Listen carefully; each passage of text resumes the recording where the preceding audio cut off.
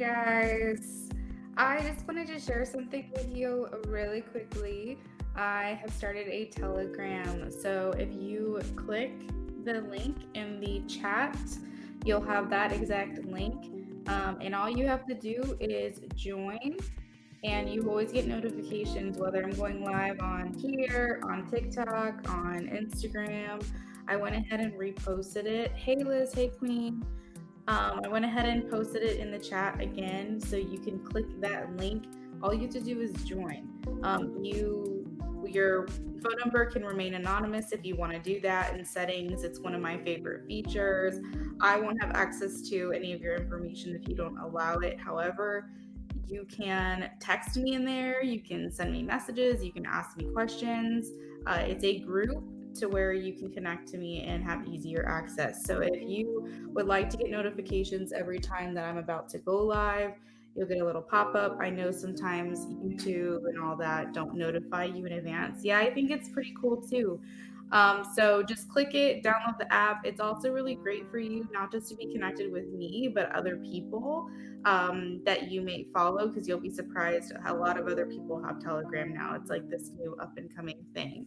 So if you are interested in that at a minimum, so you can get information on when I'm going live, go ahead and click that to join. All right, so let me take this off the screen really quickly. Okay, so tonight we're doing BOGOs. Everyone knows how that works. Buy one, get one. So I answer a question for you, the 10 card reading, and then you can ask an additional question as well. It looks like Liz donated. Liz, thank you. All right, so also you can add channel message cards to your reading. You can also add charms to your question. And today I'm also offering channeled first person love and romance messages that I channel specifically for you. If you donate, please let me know. Correct, High Priestess. Donations are only $15 and you get 2 questions. It's our BOGO sale that we have going on right now. Buy one, get one free.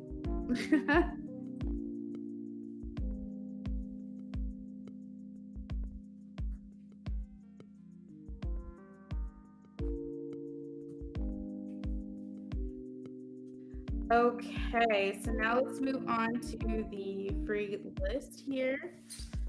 Grab my yes or no deck. Let's do some light seers. I think I want to do light seers today. I haven't done that in a while.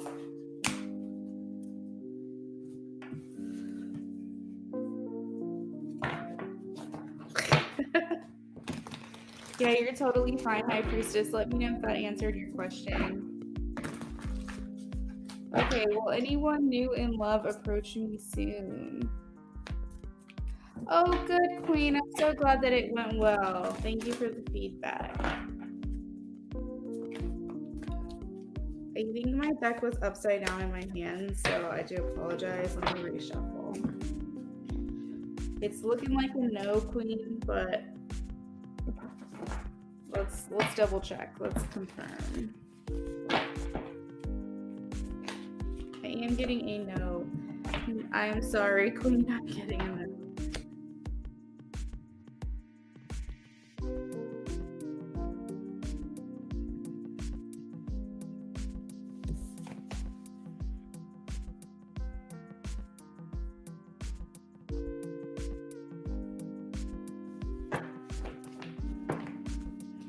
Does Jay have feelings for Liz? Does Jay have feelings for Liz? Oh, that card flew across the way. I am getting a yes. The star. Hey, Luna Moon. I am doing good today. How are you?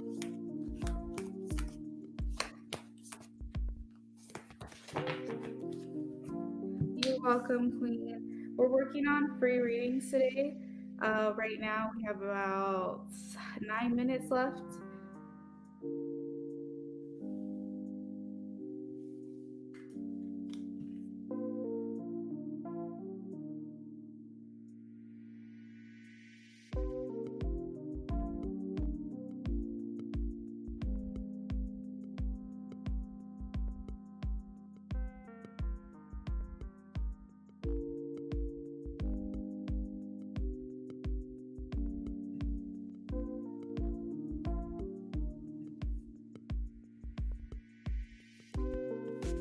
Yes, Luna Moon donations are open. We have one person on the list as of right now, but I haven't checked the list in a second.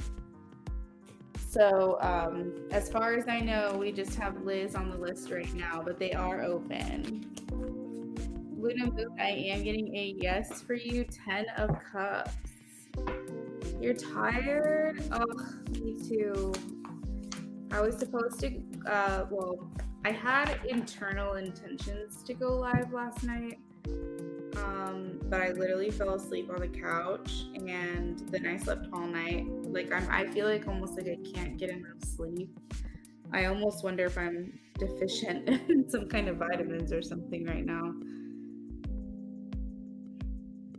Hey Becca, how are you?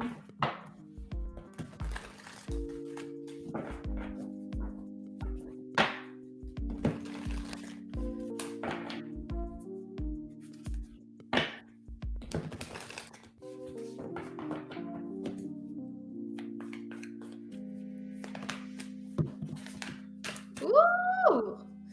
I am getting a yes, girl. I have the 2 cups in the star.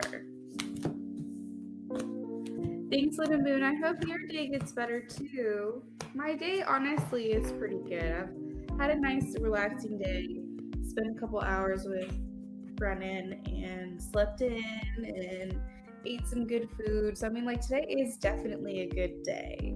I just definitely feel I'm more on the tired side.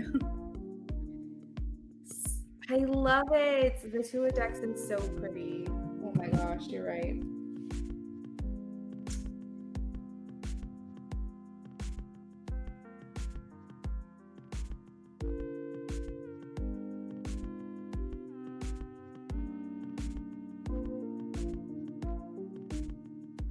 Did anyone see my crystal live stream the other day? I saw a lot of people coming in and out, but not many people were talking in the chat. But Vetus got herself quite a little stack of crystals, which I'll be shipping out early next week. That was a lot of fun, that crystal show.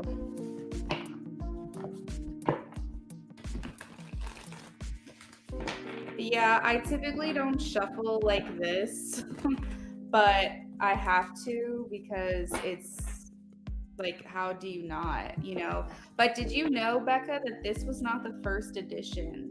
The way this deck was made was this is not the first edition. They were actually these images, but on like this type of card. Yeah. So, but they only had a limited amount, and so you had to get your hands on early. And I was like the second generation ordering. Yeah, so I missed out on that, unfortunately. High Priestess Tarot. Did Chris lie about being sick so he can stay? Oh my gosh, y'all, my camera just completely fell over. What in the world is this thing trying to do to me? Where are you trying to go, buddy? Where are you trying to go? Goodness gracious. Did Chris lie about being sick so he can stay with his secret girlfriend?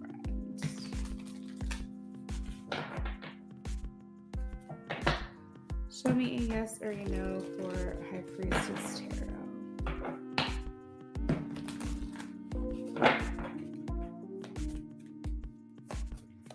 Yes or no for High Priestess Tarot? I have yes, Page of Wands.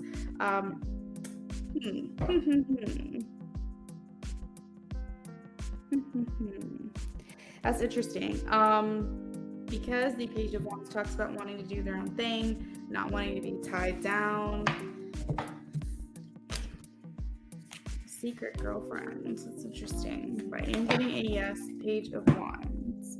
You'll need to find the thinner edition. Becca, you might be able to find the thinner edition, but like I said, they're not in print anymore. So you'd have to find it from someone who's selling their original deck, which isn't impossible. But I don't know anybody else who's planning on making like the cards thinner.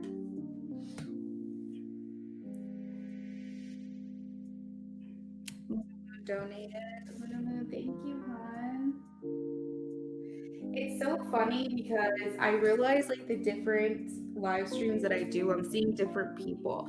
So like for instance, when I do my mini readings, like $5, I have a lot of like a certain people that will come in, and then I know Luna Moon and Liz like the BOGOs. Y'all really like the BOGOs. And so does Beauty, I think. Becca, you're kind of like just anytime you want a reading, you just go for it. But I think it's just so funny because like if I'm doing a certain type of stream, I know that I'll probably see certain people, so it makes me laugh. You're welcome, Becca.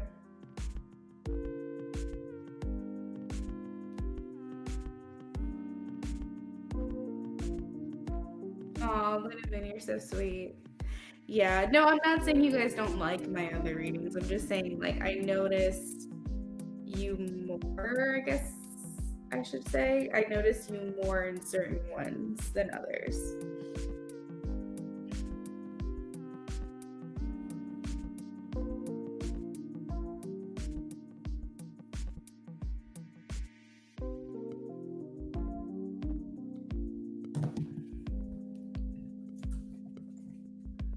You're welcome, everyone.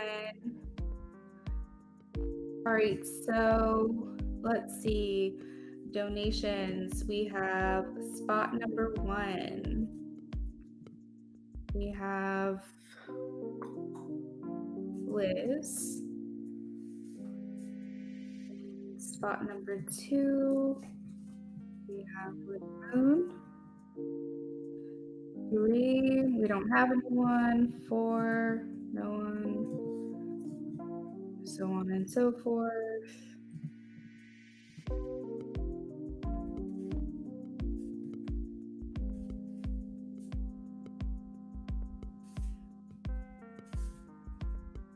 Ten spots today, guys. You can take multiple spots if you like.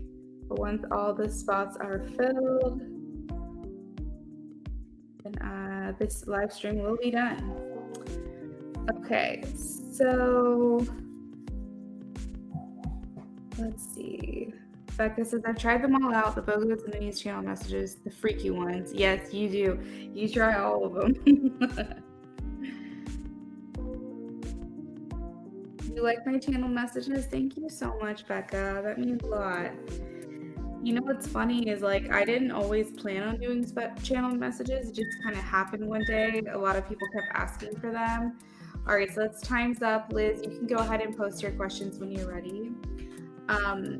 You know, I just kind of happened upon them one day and I was like, you know, I'll do it. I'll try it. And then it ended up just taking off. And then I ended up making my own decks and all that jazz and, you know, the rest of the story. But it's kind of funny how things happen like that when you don't set out to do something and then things just kind of fall in your lap.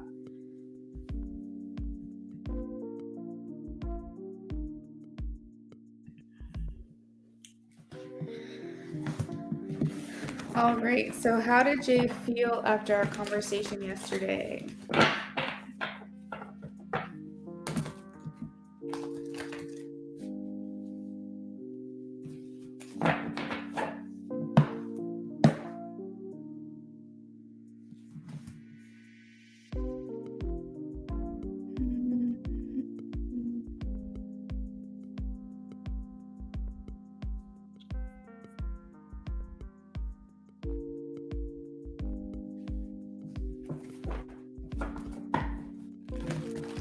How did Jay feel after our conversation yesterday? Just to let you guys know, for those of you who are hanging out, I went over it earlier, a little bit ago. But if you guys are interested in getting notifications from me or just generally having access to me and you want to be a part of like our little group chat that we have going on, just click the link in the chat that you see there and join the channel. And then you'll always get notifications when I go live. And then also, if you have questions like that you want to ask me or communicate with me, you can message me there. And it's just an extra way to contact me because I always want to remain as like, what am I trying to say? As accessible as possible. In addition to that, I do have a giveaway going on my community page. So head over to the community page to see the giveaway details.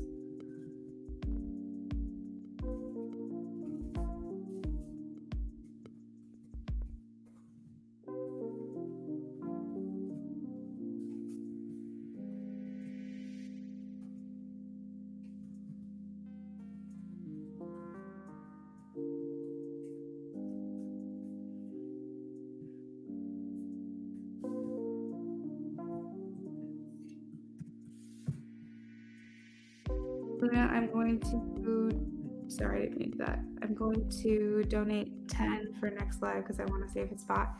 Okay, High Priestess, that's totally fine. All right, let me actually write you down over here, High Priestess Tarot. You're donating 10 now to save your spot. I also have to do Beautiful Love. I told her that I would do a yes or no for her. So I'll add you to that list that I already made for her. Okay, High Priestess, yeah, that's totally fine. I will make sure that we get to you next time. No worries. All right, let me really focus on Liz's reading now.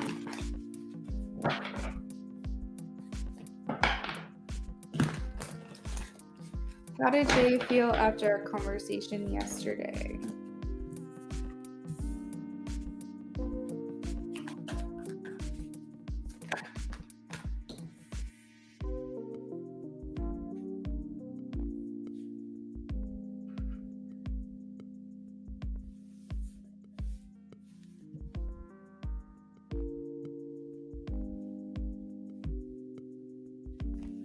You're welcome.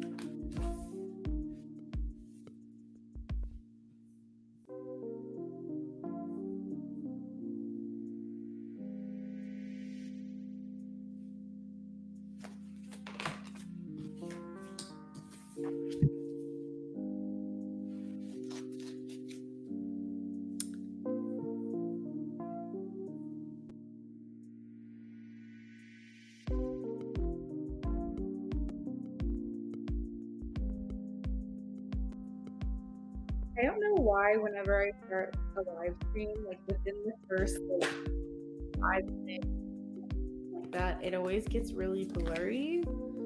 So I just wanted to refresh the screen so that when I'm doing your guys' readings, it's not well, okay, we're keeping that card. That card wants to stay there.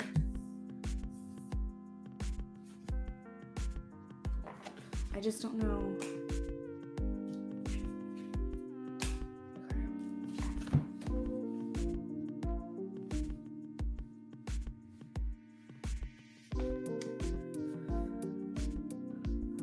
Do you think you could channel messages from someone we are familiar with? Not too much history, like only a couple days. Well, yeah, I'm sure I could, for sure.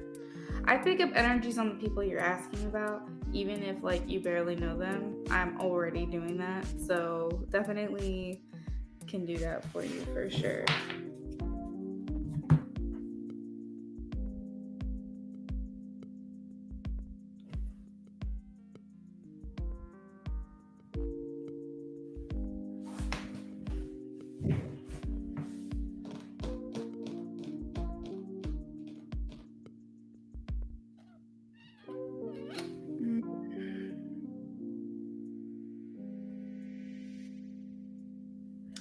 So I kind of feel like Liz, he's in deep thought right now.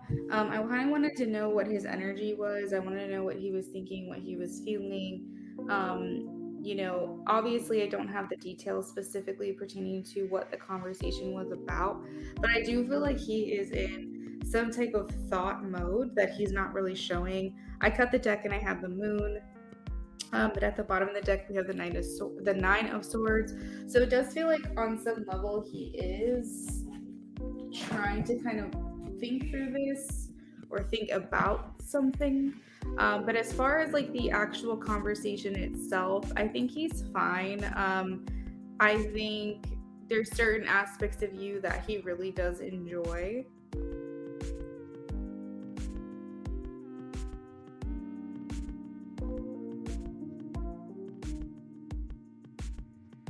Okay, High Priestess. Sorry, I was a little confused. Because the Empress is here, Liz, so it is making me feel like he really enjoys you. He enjoys your company. He finds you extremely attractive. And honestly, I think that he knows that you're a high value person because the Empress talks about like being like the wife, being the mother, basically someone you can take home to mom. So I do feel like to some extent he does respect that about you, and he knows that you're not just some kind of like random fling or random person. There is some deliberation going here with the Two of Wands. It's making me feel like he's trying to figure something out. Um, I think that he hopes that things end well. Maybe you're encouraging him to grow or to change a little bit, possibly, or kind of work on himself, is what I'm getting. But I feel like he does want to continue conversation. He continues to want to talk to you. So, Liz, if you want to give me any additional details, I can see if I can tap into anything further if you have any other questions. But he's kind of in a deliberating, deep thought state of mind, but I don't feel like his opinion of you has changed. And I don't think that he thinks the conversation went bad. I think that he just has some things that he thinks he needs to work on. So let me know if there's like anything else you want to tell me that might help me further tap into this at all.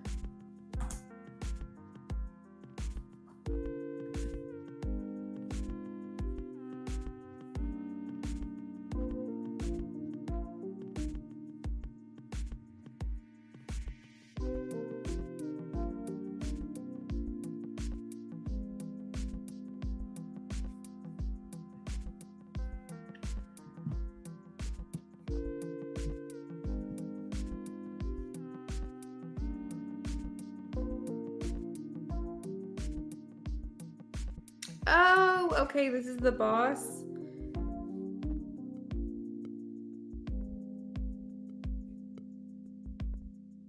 How can you better handle the situation? Oh, High Priestess. High Priestess, I saw you donated 15. Um, that came through before Becca. Aw, you have such a crush on him. That's so cute. So High Priestess, let me know if you want to redeem today or if we're doing. Okay, gotcha. Thank you, thank you, thank you. Okay, let me add you. High Priestess. You got it, girl. You got it.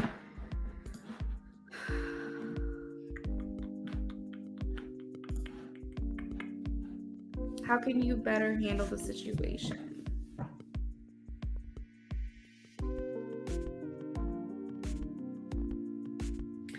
Okay, so what's coming through for me, Liz, is that how do I put this delicately? It's not on you. It's not your job responsibility to address any kind of thing that's going on. Like if you want things to get better, if you want things to improve and progress, and you want to see something new or different within the dynamic, I don't think that's on you to figure it out. I think unfortunately you guys are in a very tricky place, and I think that this is on him to sort it all out.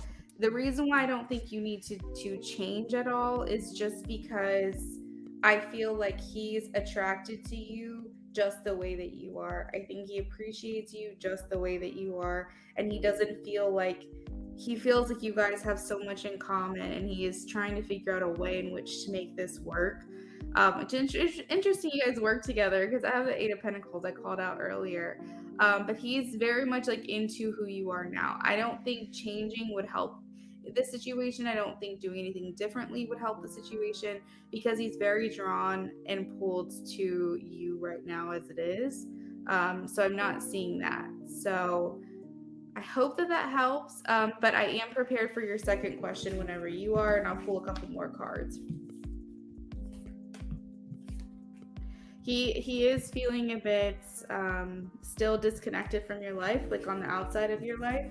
So I feel like he wants in. He wants to be more a part of things. Yeah, just keep being to yourself. Just keep doing what you're doing. I don't necessarily see any need for change.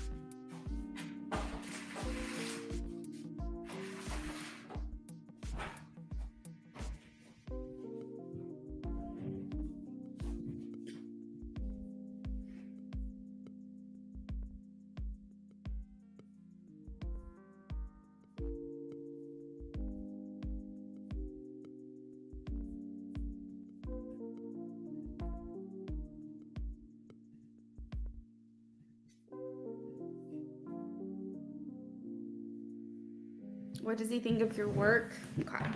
Let's see.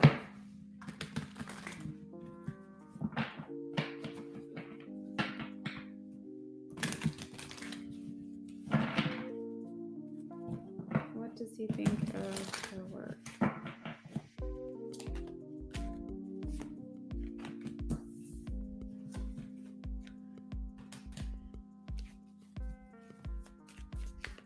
What does he think of her work?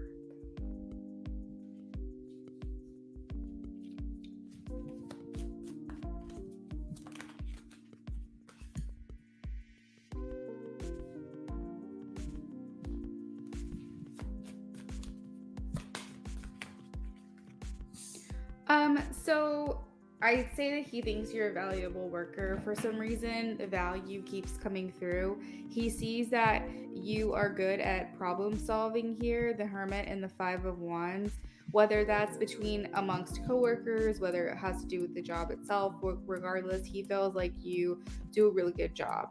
And he feels like you get things done. The world here is indicating that you finish what you start. I think that he sees that you don't get overwhelmed or stressed easily. You see past the problem. And if you are feeling stressed or overwhelmed, he doesn't judge you for it, but he doesn't view you as someone who overreacts or causes drama. He actually thinks that you're the type of person that wants to make an effort for things to be easier on yourself and everyone else around you. He feels like you are a hard worker. You get along with other people.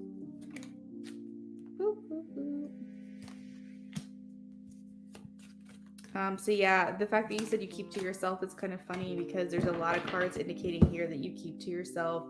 You keep your nose out of the drama. If there's anything going on where people aren't getting along or people are complaining, you're not really a part of the conversation. And I think that he really appreciates that. I think you just trust what you need to do and get it done. And you just kind of keep to yourself. Like, honestly, that's like the main thing that I'm getting is he really thinks you're an asset. He feels like you are of value and he favors you.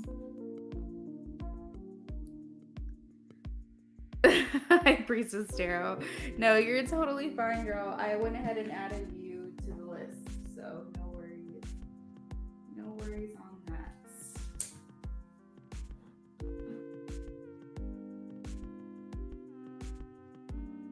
Yeah, make sure you're talking positively about yourself. You can say that today,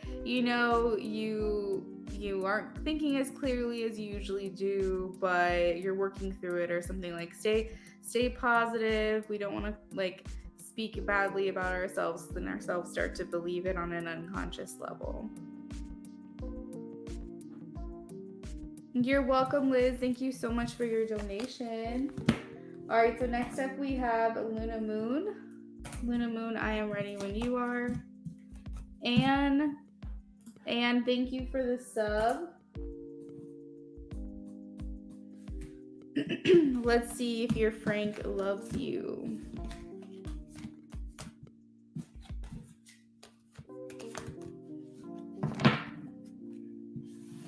Liz, thanks again. I hope you have a wonderful day. Does Frank love me? Please show me a yes or a no for Anne. Ooh, not yet. Not yet, girl. Not yet. 7 of Cups.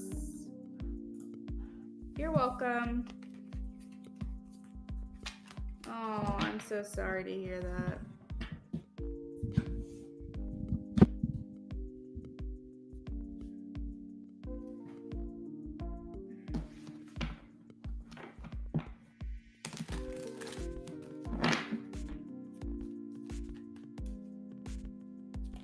Oh, wow, High Priestess. I didn't even realize that. That's so funny.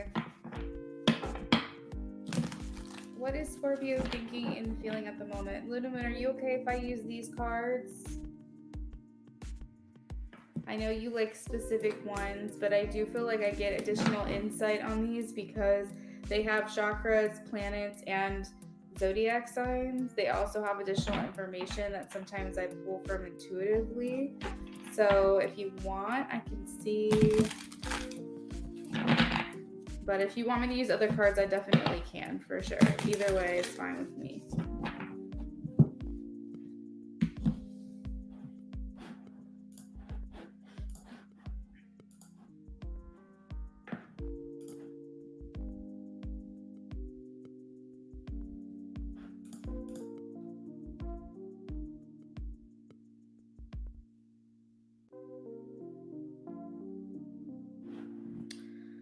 I trust you, whatever you feel. Okay. All right, so let's do this deck. What's Scorpio thinking and feeling at the moment towards me and our connection?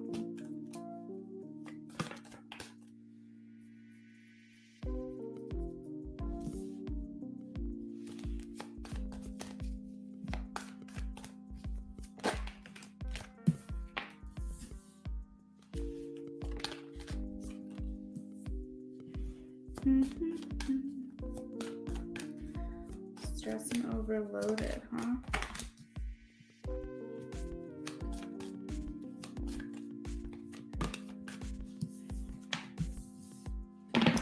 You know, he might be stressed and overloaded, but I'm not necessarily sensing that is coming through actually in your reading.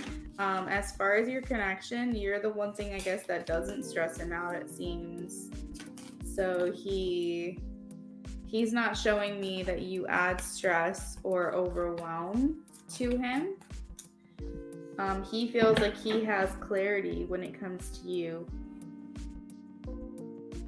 There is a pull to be intimate with you. He is feeling sexually attracted to you. I feel like his lack of independence and stability is something he is trying to bring to an end with the world here.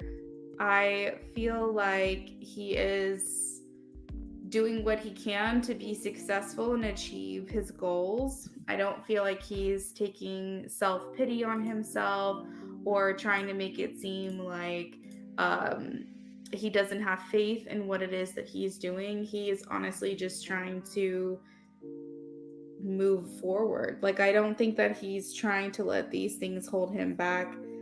There's just continued positivity within this. He views you as someone who is sincere and someone who believes in her dreams and can offer like empathy, sympathy. He feels like you nurture him and that he can go to you with anything, talk about his feelings, and he feels very safe and comfortable with you. I feel like you're someone who brings a lot of warmth, like a warm element to his life, and that you are radiant in his opinion, and you're fun as well. And I think that he feels that when he isn't talking to you, it is harder because you might give him different perspectives that help him. Like, you might make him feel more optimistic. And even when you're not talking to him, I do feel like sometimes he thinks of you, and then he regains that hope that he was originally feeling. I feel like he wants to be successful for you. I feel like he wants to be wealthy and a person of means, and I feel like he wants you to feel taken care of.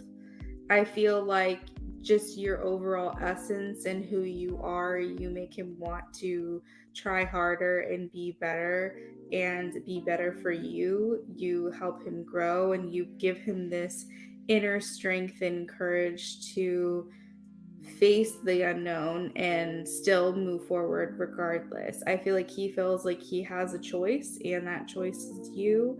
He feels connected to you, like you guys are soulmates to one another, and occasionally that relationship is put to the test, but he feels like you will always overcome. He sees big changes and opportunities for you guys moving forward, and he does jump on to any offer that comes his way if it means being closer to you. But yeah, I feel like he has generally overall clarity when it comes to you. He's not confused, he's not uncertain, like you are it for him. He's fully in this with you. So that is what I have in regards to the feeling, thinking towards you and the connection.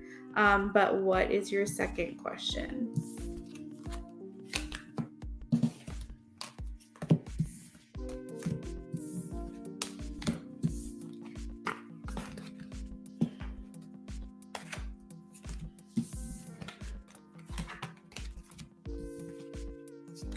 Like, he's not questioning anything at all right now. Like, he doesn't question it, your connection or anything.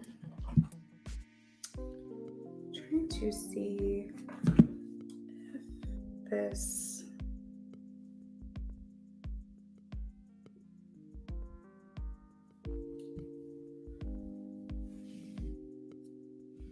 if this brings any extra light.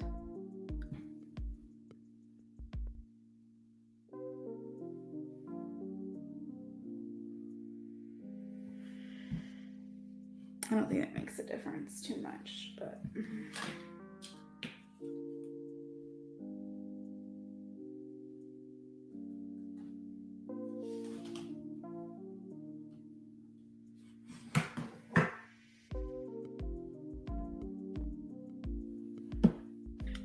yeah, it's too bright for my eyeballs.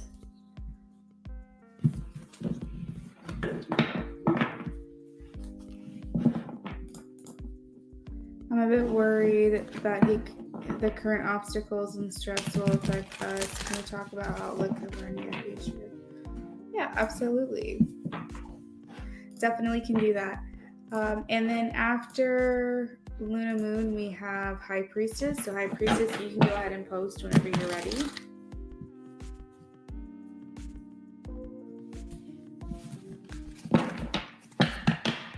I'm a bit worried that the connection, current obstacles and stress will affect us. Can we talk about an outlook of our near future?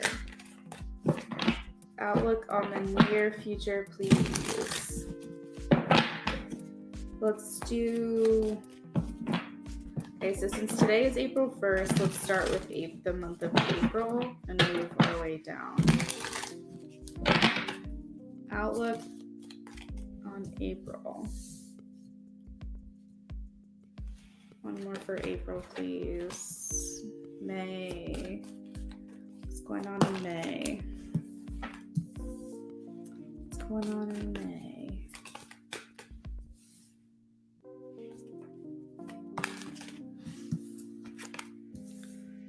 What's going on in June?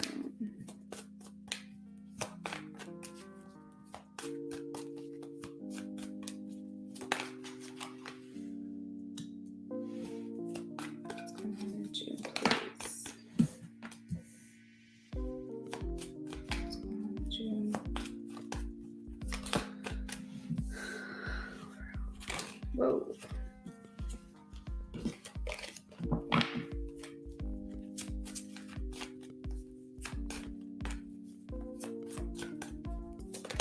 Okay. All right. So We've got April, May, June, and overall. We're ending on the overall card with the sun. So I feel like your improvement along this current trajectory that you're in right now is more so you'll see big changes coming in June, or at least they'll start in June, is when I think you guys are going to come back together or reunite. I'm getting June, July here, ending the reading. Overall, you're going to be happy, but you just kind of have to push through these next couple of months and just take it for what it is, because I feel like what's happening with him and why he's feeling a bit overwhelmed, he keeps seeing green lights and then suddenly he hits a red light. And just imagine like he's driving to you and he's trying to get to you over here, but sometimes he hits a yellow light and he has to slow down. Sometimes he hits a red.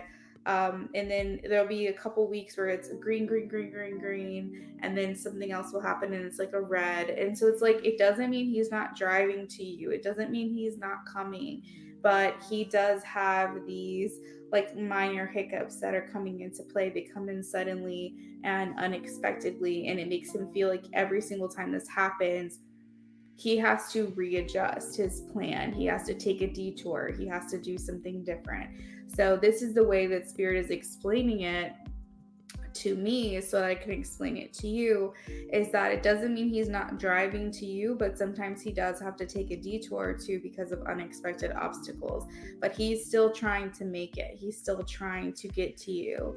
And I feel like sometimes that can leave you feeling disappointed, because here's the thing, for you, you believe in your love and you believe in the connection, but it's really hard for you to believe for a long time that someone is going to do something or someone's going to be there for you, because most of your evidence is your experience, and most of your experience is that you guys have not been together physically in real life.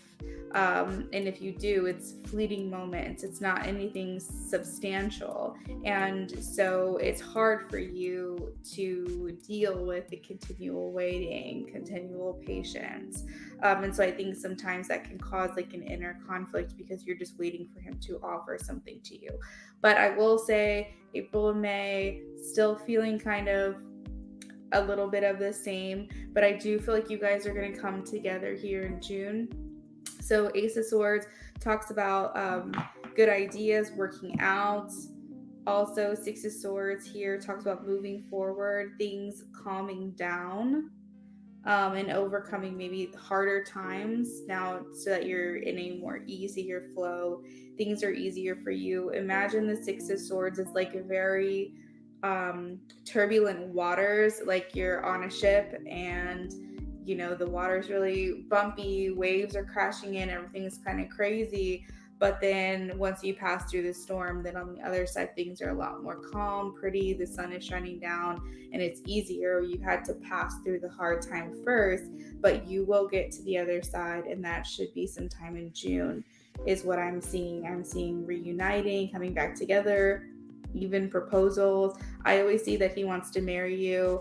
I don't think that he really considers marriage as something he wants to do again, but he would take that chance with you. And I think overall, I think you guys are going to be very happy together. It's just, this is the timeline that I'm seeing for this year.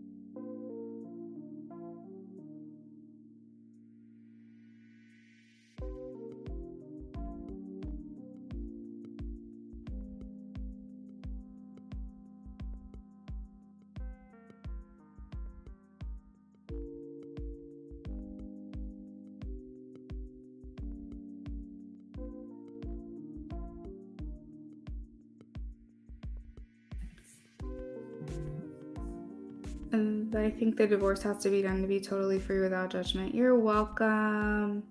Yeah, I would definitely agree with that for sure. I think that that's a really good place and mentality to have as well. And it gives you guys just a little bit of time to kind of sort things out. And like you said, start like have a clean slate.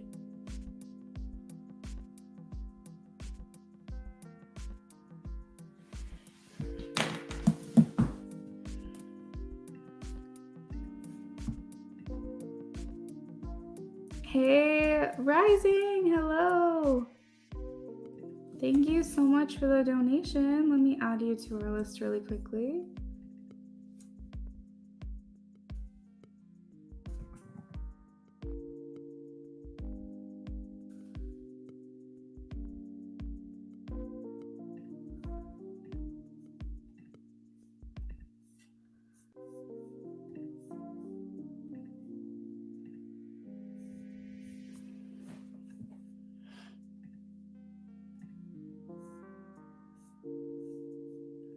I am trying to keep up with the list.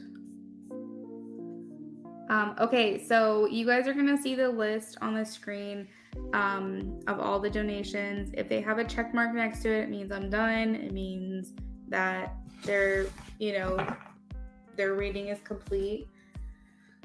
However, if there's not a checklist, it either means I'm working on that person or it's not done yet. And then I have 1, 2, 3, 4, 5. I have 5 more spots to take up today. It's going well. I actually am probably going to go take some more medicine here in just a second.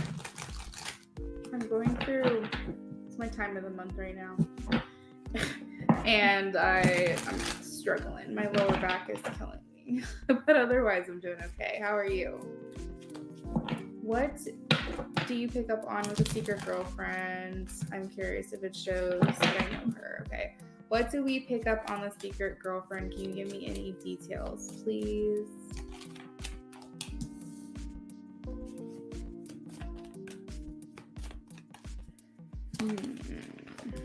Okay, so if you're not positive that it's an established connection, and by established, I mean like they are literally in a relationship, it's official, they have titles, all that stuff, they consider themselves boyfriend, girlfriend, fiance, husband, wife, like dating, I don't know, like you get what I'm saying. Like if they don't have an official title established that you're aware of, I am getting that it's more like a fling or involvement that's fairly new. So either it's new in the sense that that's why they don't have a title, or it's a fling with no baggage in the sense that they're not putting a title on it. I'm not really sure what that is, but it's something that feels like the beginning stages that haven't really reached a potential yet. What's going on with the secret girlfriend? Can you give me any details here, please?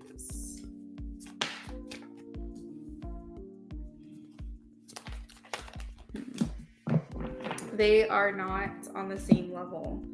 They are good. I'm so glad you're doing good. Aww.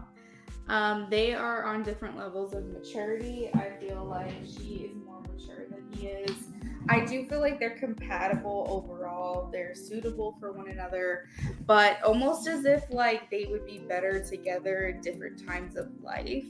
Like I feel as though, for example, if she could pause time right now to let him catch up with her, I think eventually they would be a suitable match, because I think overall they are compatible. They do get along fairly well, but I just feel almost as if she views him as someone who isn't fully what she's looking for, or hasn't fully matured or peaked or something along those lines. So that's how she's viewing the connection. I think a lot of it has to do with acting on impulses and needs and wants and desires versus actual feelings. I feel like she might actually be playing him. I think she might be balancing someone else on the side, 2 of Pentacles.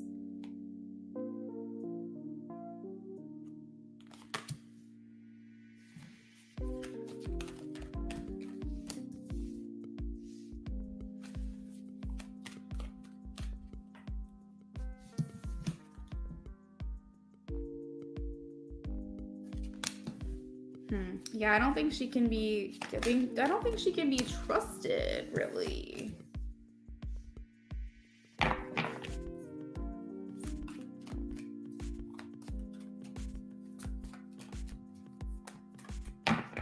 That's his son's mother. Then I know exactly who that is. She has a boyfriend. Oh shit. Oh shit. The things we're finding out. More information here. She has a child wound. So it is showing that either she was hurt as a child or she has an issue that needs to be healed surrounding children. What else am I getting?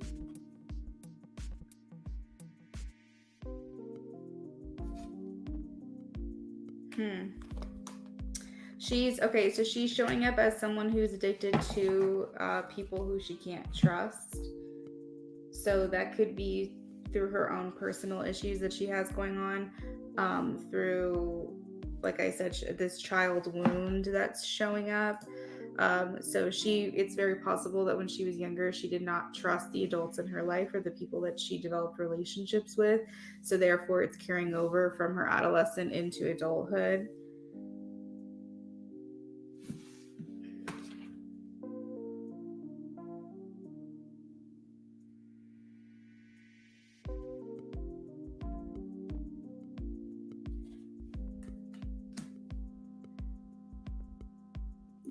Also, she allows these people in her life to take from her, take without really giving to her.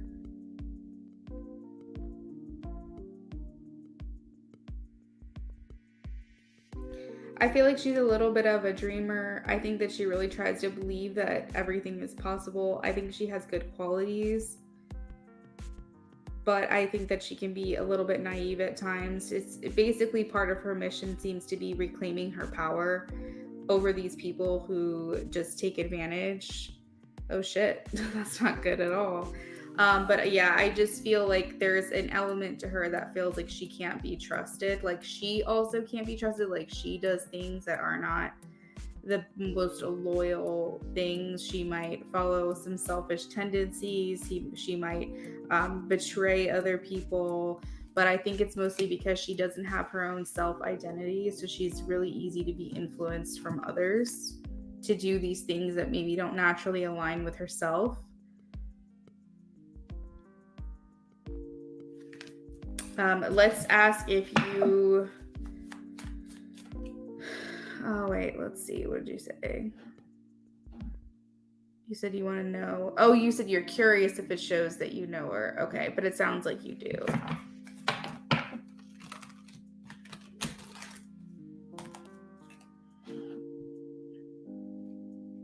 So yeah, that's what I have, but I am glad that it's resonating for you. But you also get a BOGO question, so remember, make sure that you let me know what that is. I always tell people they don't have to claim the free question, but why not? And it does not have to be related to the original question if you don't want it to be.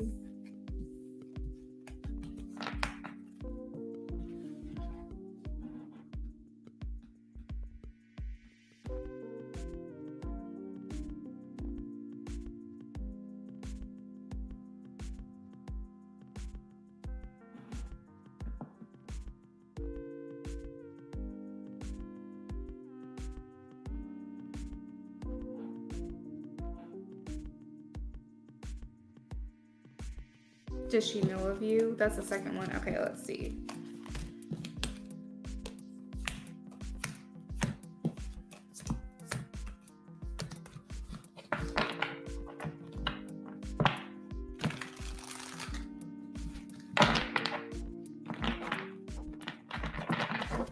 Spirit, can you please show me a yes or a no? Does she know about High Priestess Tarot? Does she know about her? Please show me a yes or no. Please show me a yes or no. I think it's about to storm really bad here. I wish I could show you guys. I am getting a yes. Let's see some additional details. It's like dark as hell over here.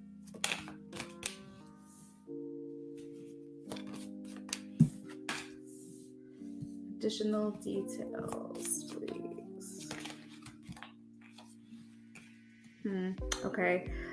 She does feel restricted by this information. She feels a little bit threatened, I would say, maybe through that restriction. I think that she does feel that he has feelings, but he doesn't really say much. I don't think he likes to really bring your name up or talk about you to her.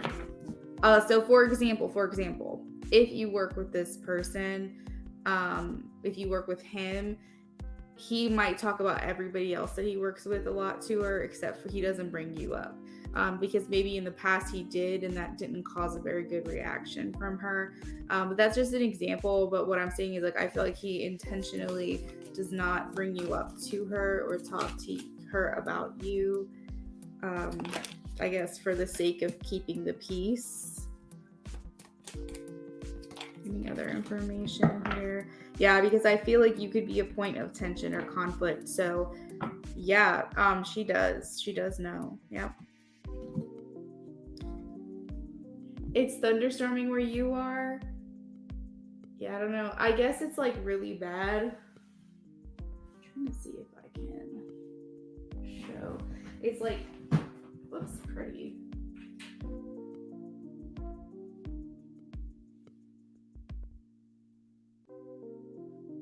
It's like dark and moody.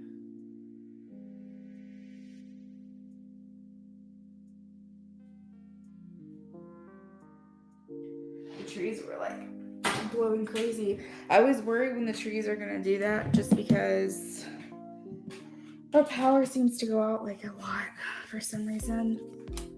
It's thunderstorming over there. Oh, you're in Staten Island? Oh, damn. I'm in Virginia.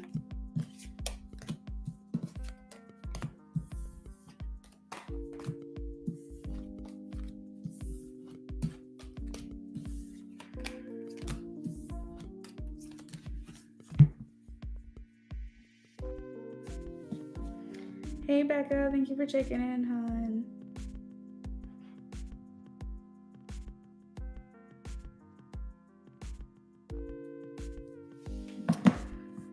I am going to update the list really quickly. Becca, you can post your question. I do want to go grab some medicine really quick before my cramps get too bad, because then that's not going to be enjoyable for anyone here.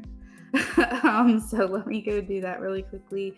Just for those of you who are hanging out and waiting, I have 5 spots open on the list. And Becca, you can... Oh, that's right. Your channel messages. That's right. Your channel messages. I forgot. I'm glad she feels threatened. That made me feel better. You're welcome, my princess. Okay, Becca, you got it, Miss Ma'am.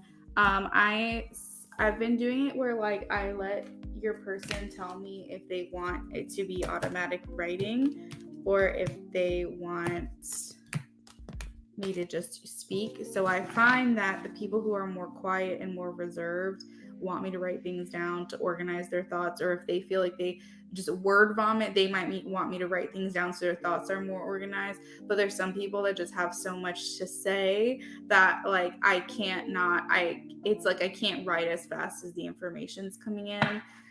So I'll just have to see. Our dates seeing each other well, I'll use the cards either way. No matter what I do, it's the cards. But and I throw in some channeled message cards too, but sometimes it just depends on how organized the thought process is. Okay, so our date seeing each other seemed to go well, but he hasn't responded to my message in 3 days. It's odd. Oh my God, what? He came and gave you a hug and then he left? And then that was the last you heard from him? Okay, Becca, so give me like 2 shakes. I'm going to literally go as fast as I can and grab some medicine, and then I'll be back in here.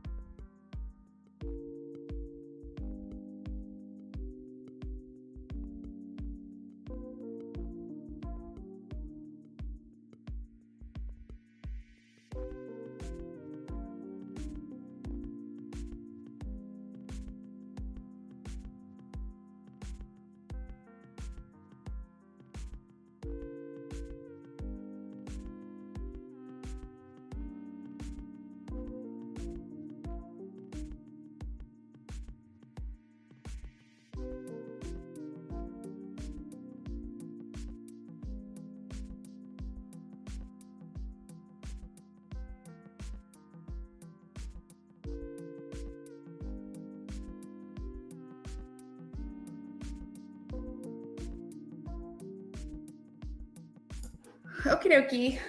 Okay, I'm back. Oh, you're gonna grab a drink? Okay, cool. Just let me know when you step back in.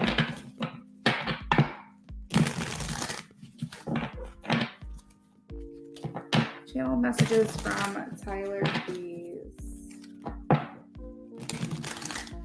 Channel messages from Tyler.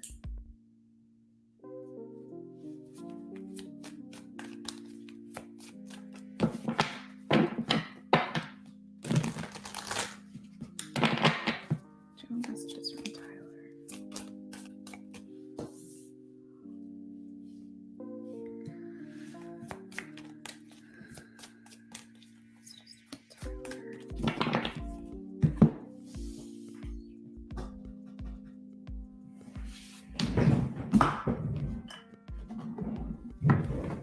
Yay! Okay.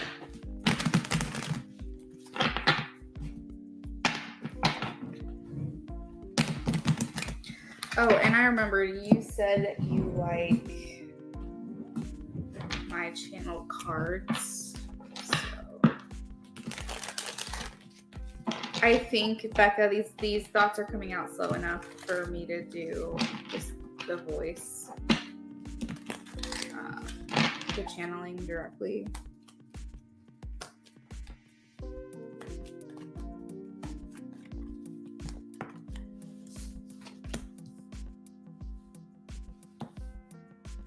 So I feel like he's saying, like, I recognize that if I move towards you, the plans that I had set out originally for myself would drastically change. I am okay with that. I want you to feel acknowledged. I want you to feel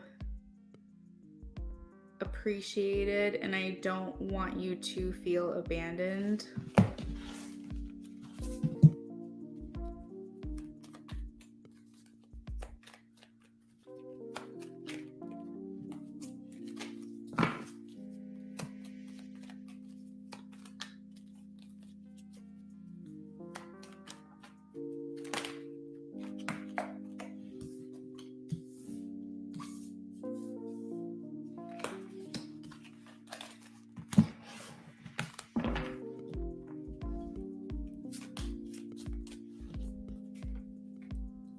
I'm happy with how stable you make things. I feel like I can just come to you and there's consistency, and that makes me feel really good. I don't do well when things are too irregular. I feel like you have a sense of routine. I feel like I can count on you and depend on you, and just knowing that you are who you say you are, you're doing what you say you're doing, you follow through with your word, and to me that is what I cherish the most and what I value the most in someone, is their consistency and stability, and being able to depend on that person without having to wonder my place in their life.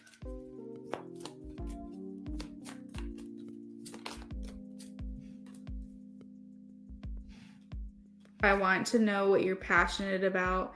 I want to know what moves you, what excites you. I want to know what you eventually see yourself doing at the end of your life.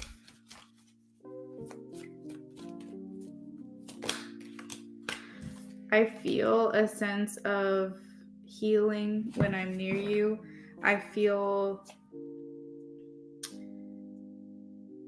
like I don't know for sure everything you've been through, but there's this underlying knowing that you have been through a lot and that you have grown a lot, and I'm very drawn to that.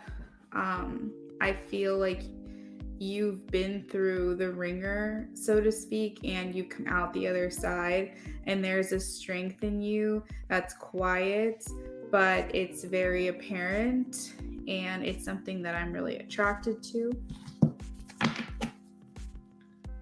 There's something to be said about someone who's been through a lot, but doesn't really talk about it, but slowly lets that mold them. And I feel like you should be proud of yourself.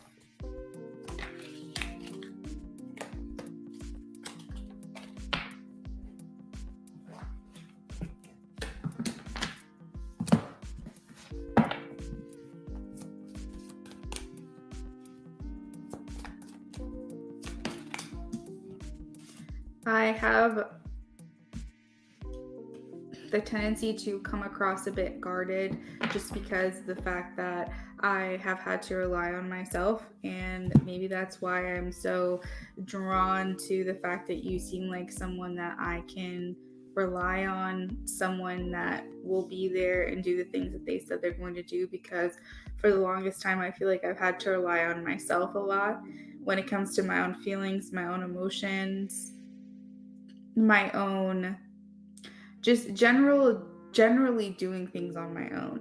It's not that I was alone, it's not that people didn't care about me, but I did feel like at the end of the day the only person that was going to get me through a certain situation is myself. And I think what I'm looking for is someone I can lean on. And I feel myself slowly trusting you, and that is a bit scary, I'm not going to lie.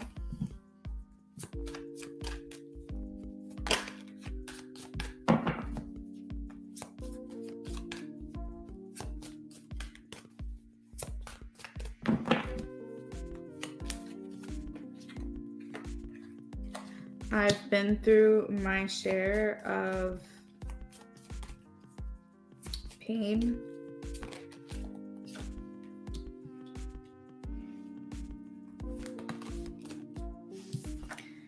This is Luna talking, Becca, but something's coming through where I feel like he has a very interesting relationship with his mom. Like, I'm not sure what this dynamic was. Like, if she's still living, maybe she depended a lot on him for emotional support. And like, if she was a single mother, she might have relied on him a lot to help her through things. If she's passed on, then he hasn't healed from it. If there's some feeling of like he had to be independent, he had to be on his own, even though I don't think he was alone. But I feel like she relied on him a lot to do things, to be mature, to step into the next milestone sooner than he was ready for. So that's just a little side note for you. So I'm going to see what else he has to say. Like, he basically had to mature sooner than he was ready. And a lot of times that comes with having a parent that you can't rely on, or a parent passing away sooner than any child should have to experience. You have to mature faster, you lose your innocence faster. There's something here about him feeling like he had to be the adult sooner than he was ready for, or he had to be the mature, like if he's the oldest sibling, he must have had a lot of responsibility. Maybe if his mom was a single mother, she might have relied on him for emotional support, and he felt a responsibility to his mom's feelings. This is like a maternal figure, but it's an interesting dynamic. And a lot of times, if like the mother is, for example, a narcissist, it can be very hard on the sons, because then they feel this responsibility to them while also trying to get away from them. I'm not saying she's a bad person or anything like that. I'm just saying he had an interesting non-traditional dynamic between him and his mom that may be important for you to know down the line. There's just an interesting dynamic between him and his mom that's not really typical or traditional.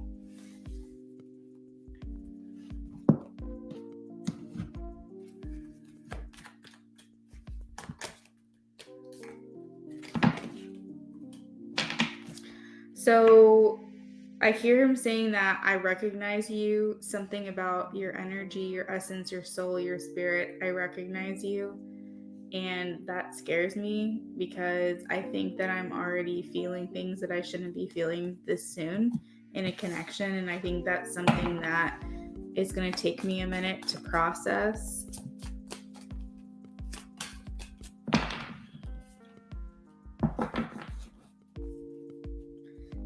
I am trying to release any fear that I feel. I think it helps when we have a little bit of time in between seeing one another and talking to each other, just because it helps me associate what's my true feelings versus maybe our connection getting ahead of itself. Like I feel very strongly towards you and I'm very attracted to you. Something about that though does scare me a bit and I'm trying to sort it all out.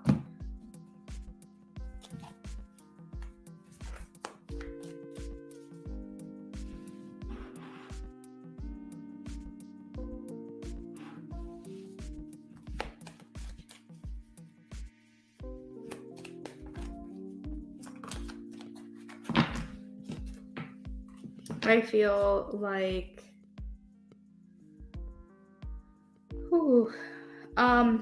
I feel actually that we have a lot more in common, and I feel like there's a lot more that I still want to tell you about my life. I'm really trying to do this the right way, and I'm trying to discern what is important to tell you now, what maybe might be too much for you to hear. I want to be vulnerable to you and with you, and I want to tell you these things, but I also don't want to scare you away, and I don't want to scare myself away. I'm still hurting from the past. But I do have trouble fighting how I feel for you, and it's a lot of these urges that I feel inside are very hard to fight.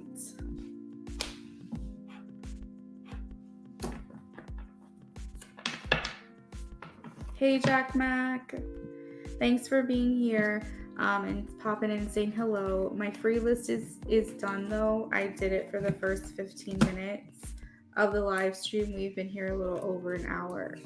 So I do apologize, but you're more than welcome to donate $3 for a yes or no question if you'd like to. So Becca, the overall consensus that I'm tapping into with him is that he's not meaning to hurt you. He's not meaning to offend you or confuse you. But I do feel like he's got some things that he has to sort out himself. And I think he's very into you. So I don't think that he's like just gonna leave you hanging. But I think for him, and also maybe for you, you know, if you have really strong feelings for someone suddenly, randomly, like a week into knowing someone, and you're like, I can really see myself falling for this person, like that's scary. But I think he's working through it, and I don't think it's something he's going to allow himself to hold back from. But also keep in mind that this dynamic I'm sensing between him and his mom, it could be getting in the way of your connection. So just keep that in mind. I've actually had a relationship with someone who had a narcissistic, actually a couple of people who had a narcissistic parent. And for some reason I was drawn to them because they understood me because I had a narcissistic parent. And that was a whole other can of worms. But dealing with someone who makes you feel a certain way, gaslights you, being a child of a person who gaslights you, tell you that your feelings aren't as important as their feelings. Not saying that this is what this person's doing to him, but if that is the dynamic, then he could have a hard time trusting women, but simultaneously feeling an obligation to them. You're welcome. So just keep in mind, he might tell you some trauma. He might slowly open up to you, but he is really hoping it doesn't scare you away.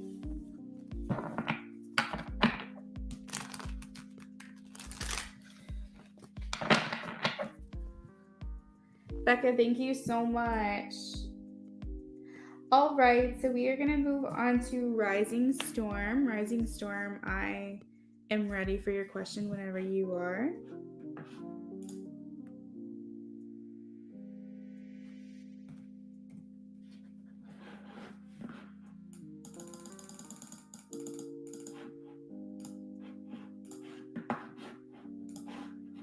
Hey, Jasmine, you donated. Thank you so much. I will add you to the list.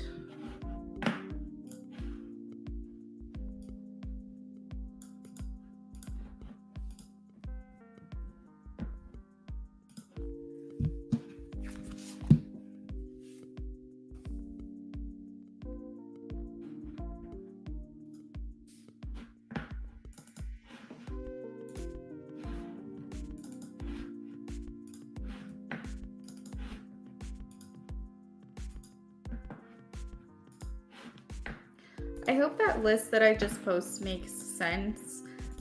But basically what it's showing is that I have 4 spots left on my list, and everyone that has a check mark next to their name, that reading is complete. Everyone that does not, I am still working on those.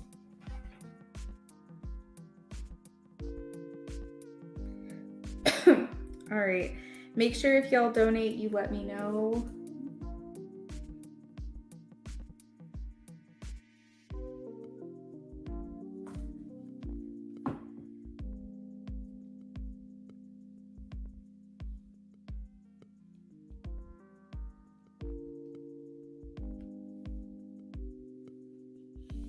You're welcome, Rising Storm.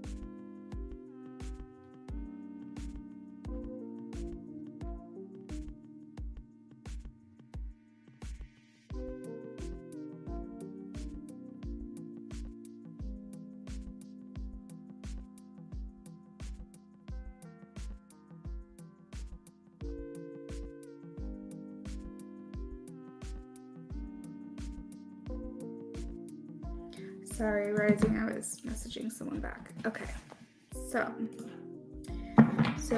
James' ex-girlfriend had been staying over his place for 3 days, but yesterday she was like, what happened? Oh, Jesus. He needs to just get this girl out of his system, man. He disappoints me. He disappoints me every time you're like, she was over. And I'm sure you are just like, it is what it is at this point. But for me personally, because I can tap into what he's feeling and what he's thinking, I'm just like, Jesus, just let her go. Just let her go for your own help, please. Goodness gracious. All right, let's see. So James' ex-girlfriend had been staying over his place for 3 days while she left. What happened between them? What happened between them?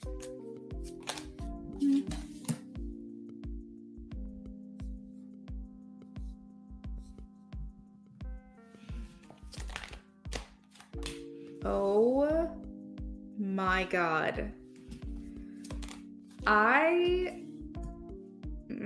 Okay. So you're going to see where I'm drawing the lines. Okay. So this affirmation, it's time to embark on a brand new beginning. And I don't normally read that, but I always just look at what I'm called to read. So it's like, it's time to embark on a new beginning. It's time to embark on a new chapter, whatever. And I'm like, okay, that's interesting.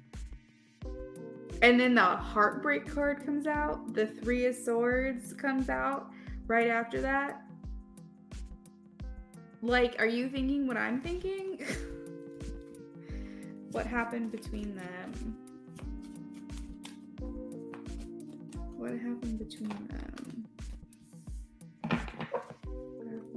Major life choices. Holding on to people and possessions, having deep-seated issues from the past. overburdened and overloaded.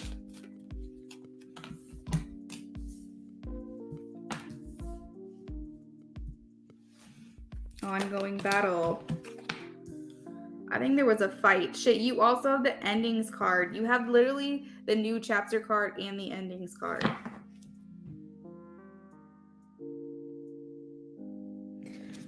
Affirmation, what I've been working on is already done. Moving on, moving forward, standing your ground. Ultimately, I feel like this is the beginning of the end for them. This is like, I would be as ballsy to say as they probably broke up, but I don't know if I'm that ballsy. I don't know if I'm that confident, but I do feel like, I mean, what other cards can be blatantly like in your face saying, yeah, like something went down, besides the Fool in the World being in the same reading? Something is over. The Three of Swords, everyone knows that talks about heartbreak, breaking up, heartache, being unhappy, feeling grief for the love lost. Major life choices, overburdened, overloaded, ongoing battles. Like, I don't know. I just really feel like I wish I was confident enough to say it for sure, but like, I definitely feel like this is the beginning of the end for them. And that's what I will say. Give me a second while I pull planetary alignments and see if there's anything else jumping out at me, because I'm new at this and I'm trying to get more practice with it. Because eventually I want to be a numerologist. I want to be able to read into like past life stuff, things like that, and why we're all connected. So be patient with me while I figure this out. All right.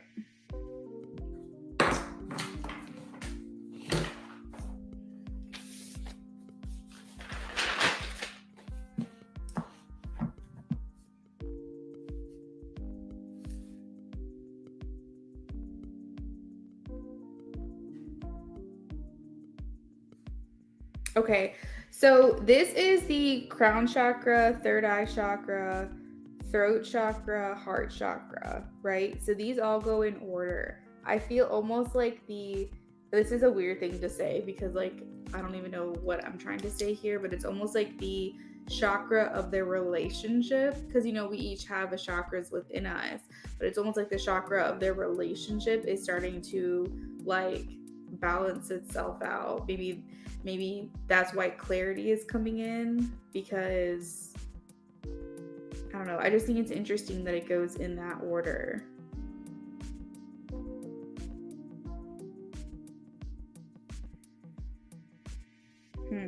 But there is a missing chakra here in this reading, and it is the solar plexus. So there's no soulful desire. Solar plexus is where you get your passion from, where you get your soul callings and your desires. And I just feel like that's lacking in this connection right now. They are not feeling like, because solar plexus is like your life purpose, right? It's what you feel called to do, you're passionate to do. Like, they don't feel like that each other is each other's purpose. They don't feel that each other is in each other's lives for a reason. Like, there's no greater significance here. Like, they're not seeing their connection as being extraordinary in any way. Hey, I Speak, how are you? Thanks for popping in, girl.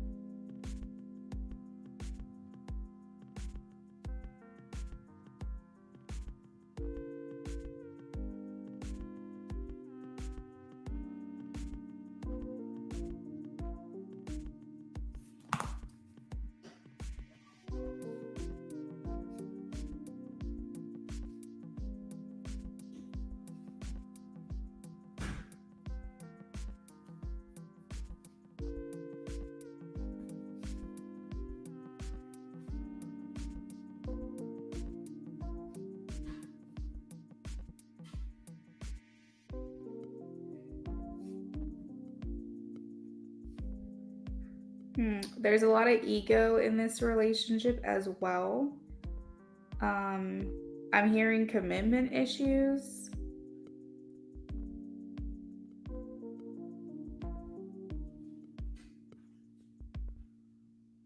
I feel like there's accountability issues as well, is that neither of them want to put the blame on themselves. They prefer to blame one another.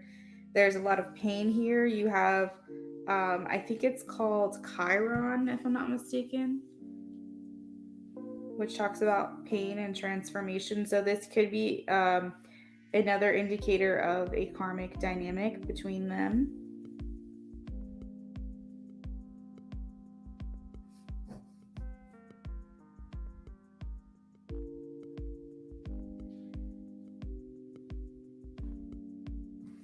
I think a lot of times what they do is they act on impulses. You have the moon here 3 times.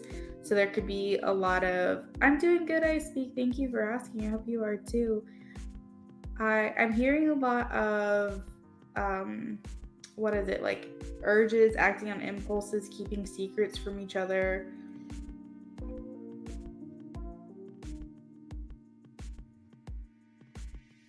There's no love and pleasure anymore. There's no room for growth anymore.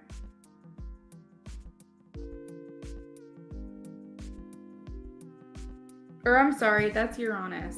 That's Uranus. I don't know why I was thinking it was Chiron. I'm so sorry. That's Uranus. But regardless, the message still stands because I don't feel like spirit put something in my mind if I'm not feeling it necessarily. But I feel like a lot of times they don't like to listen to one another here. I feel like they don't agree a lot of the times. There's resistance here and tension.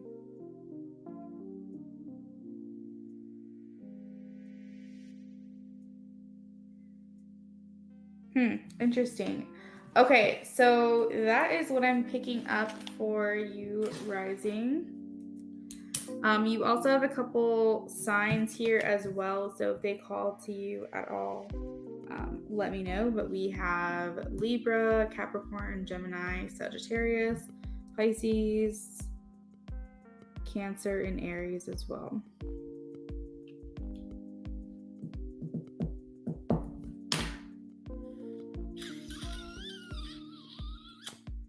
If I were to guess, this is going to end during Aries season. The last card of the reading. So before the end of April, I would think, if I were to guess. So what can I answer for you next, rising? What's your next question? I speak. Can I answer a yes or no question for you, hon? Because you do that for me all the time. If you have a yes or no, I'd be happy to pull a card for you.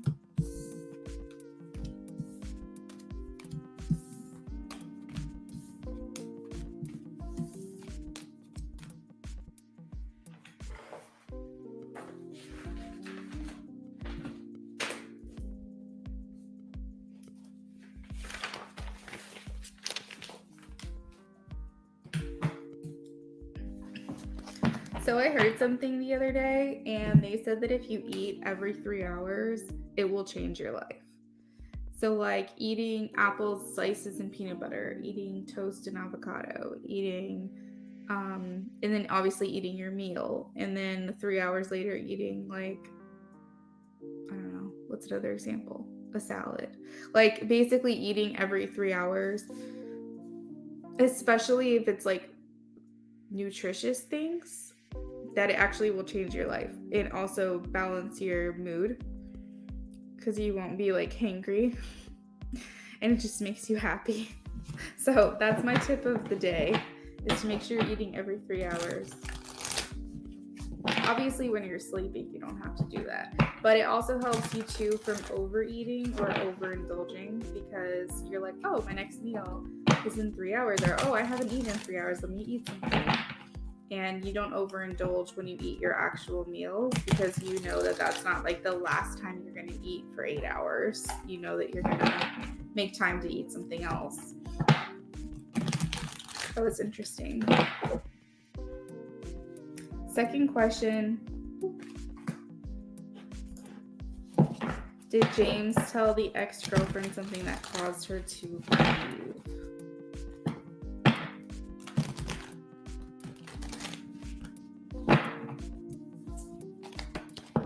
Did James tell the ex-girlfriend something that caused her to leave?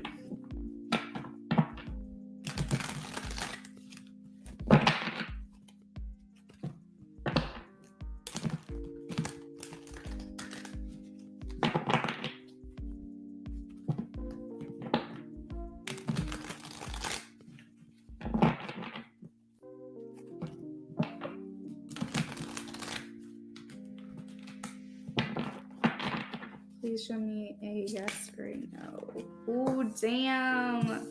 Snap. We have a yes. Page of Cups. And this card was actually in the last reading. A messenger of love. So this had to do with his feelings, that he told her something about his feelings. Messenger of feelings with the pages.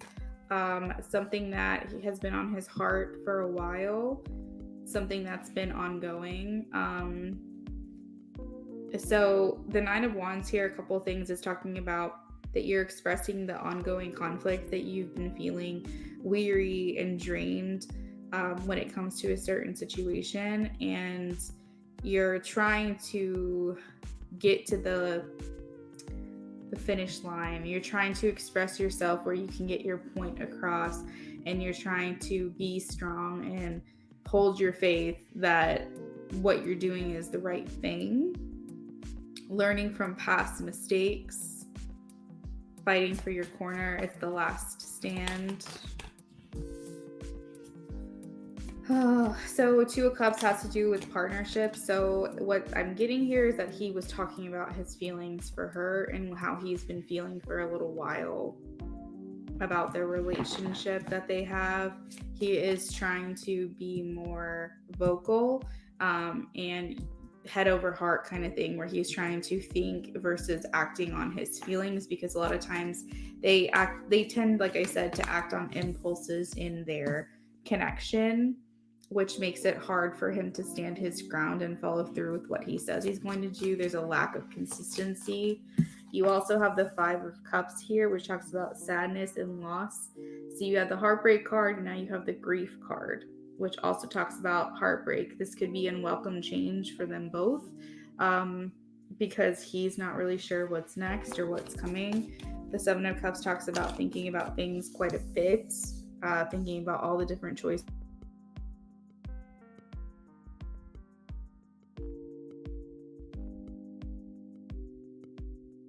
Shoot. I hope that it showed that my camera went out over here, but I hope that it's not going out on your end. Let me double check.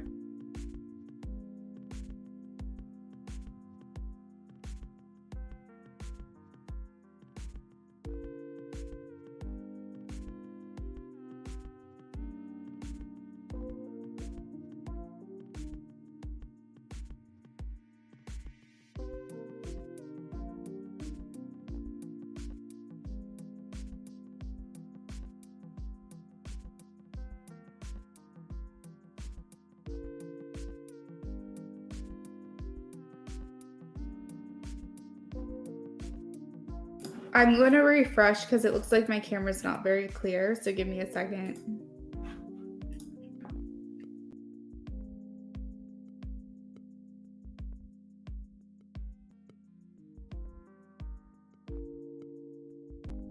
I also feel like there is something that I was about to say, and then I feel like spirit cut me off, or somebody cut me off and didn't want me to say it. So I'm going to try to figure out what that was.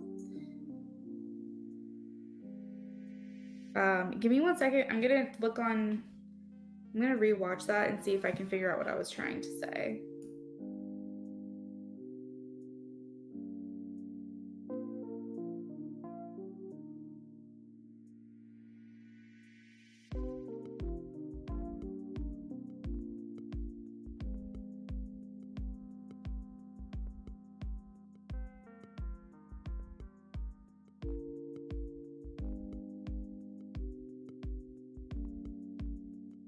Okay, so partly what I was trying to say was think about all the different choices that he has to make, and also the different choices or ways in which he can relay his feelings to her, because ways that aren't going to cause a fight or cause a conflict or something like that.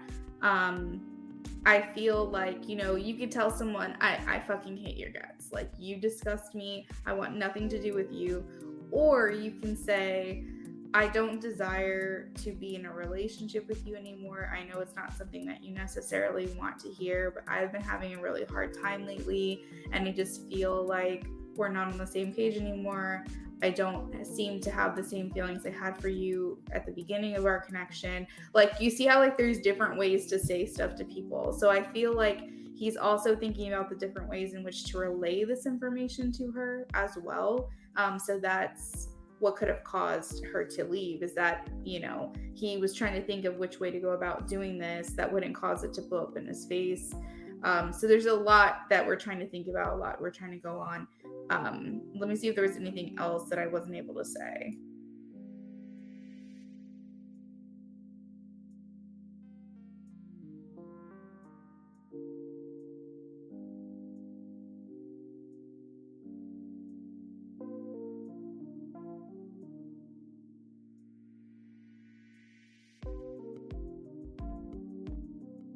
Okay, so that should have been everything. I'm sorry that cut off. I don't know what that was. That was really weird.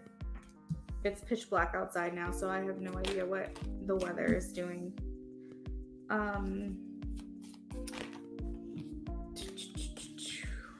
Okay, so I feel like he told her that he's not happy. He's not happy anymore. Okay, so that's definitely one of the things there.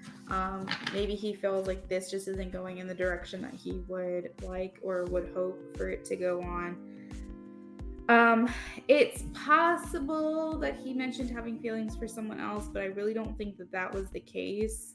I think that the feelings for someone else could be what gave him the initiative, what gave him the take charge, let me speak my mind attitude. And the only reason I'm saying that is because we have the Queen of Pentacles, which a lot of times when I see that in a reading, it can talk about infidelity. I don't know why the word infertility came into my mind. I was trying to say infidelity. But at the same time, I'm not seeing like an open, honest conversation about that. So I feel like it was more just like what gave or inspired the conversation. I feel like he tried to be nice though. I don't feel like he was trying to be hateful or mean or rude. But regardless, when you get this type of information, it's not necessarily something you want to hear. So it doesn't really matter how nice someone says it. It can just be awful to hear either way.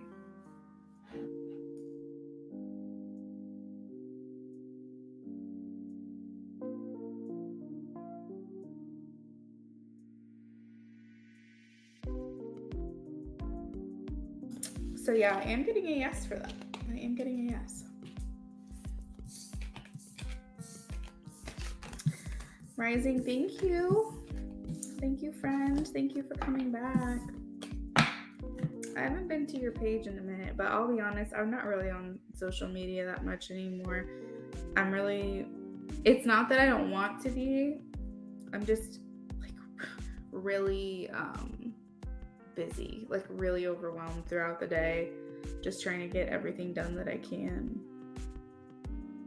But damn, girl, you're almost at 40 subs. I just saw. Congratulations. It's incredible. Or 40, not 40 subs, 40,000. Oh my God. 40,000 is what I was trying to say. 40,000. That really is incredible. So congratulations on that.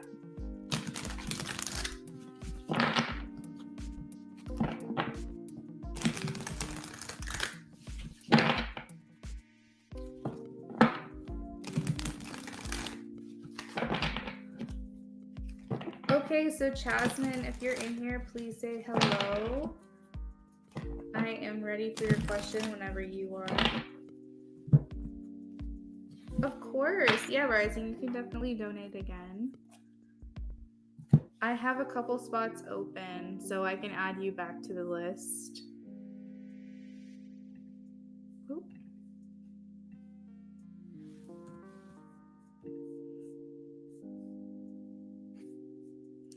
Oh, that's so sweet. Yes, absolutely. Okay, give me a second while I update our donation list here.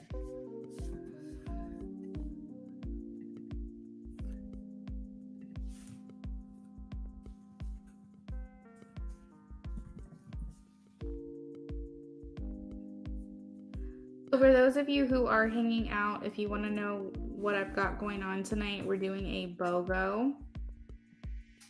So it's a buy one, get one for $15. You can add charms to the message.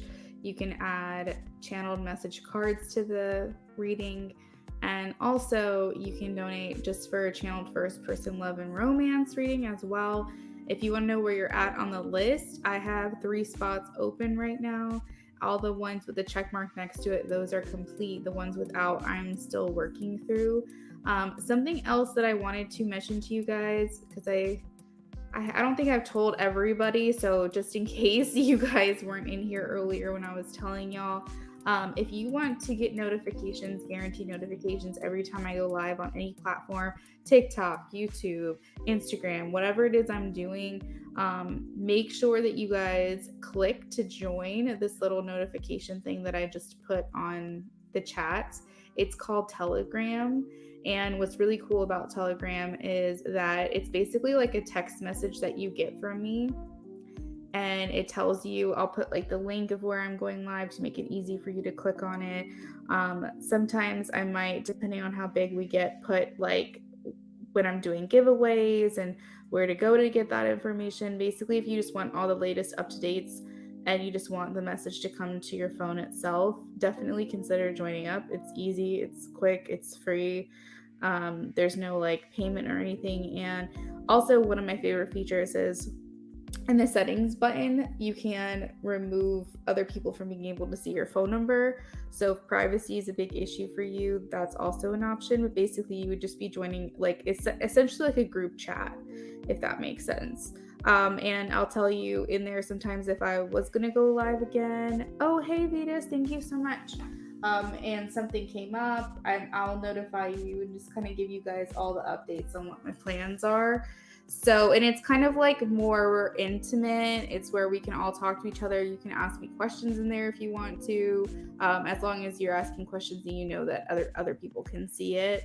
But I just want to give you guys quick access to me. If you have a question about something or you don't have a way to contact me, I want to be as accessible as possible. So all you have to do is just click the link in the chat and join the channel. It's as simple as that, and then you'll get notifications from me. So just wanted to throw that out there in case it's something that you guys are interested in. Let me update the list because it looks like Vetus also donated.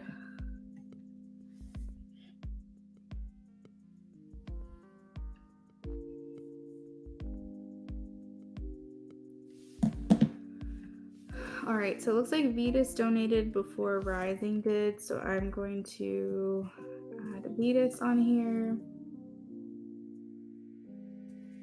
And then I'll add Rising Storm after.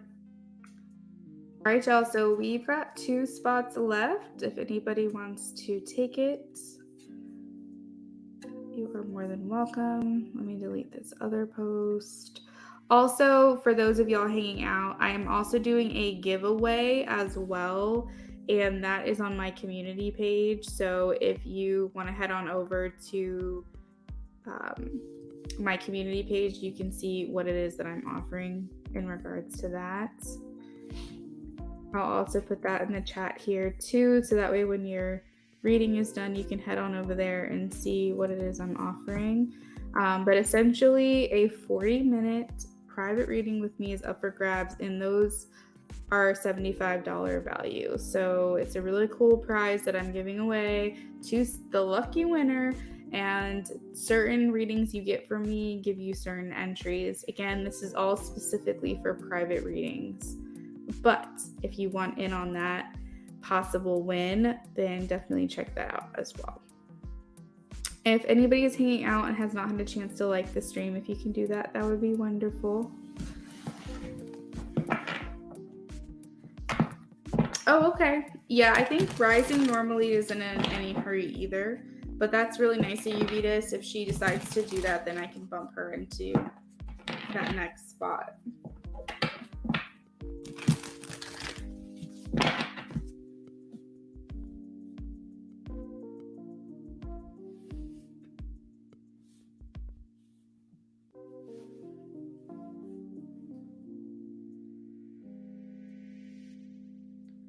So Rising, if you want to go before Vetus, just let us know. She said she's not in any hurry. We can make you next if you'd like. Channel message from future husband, please.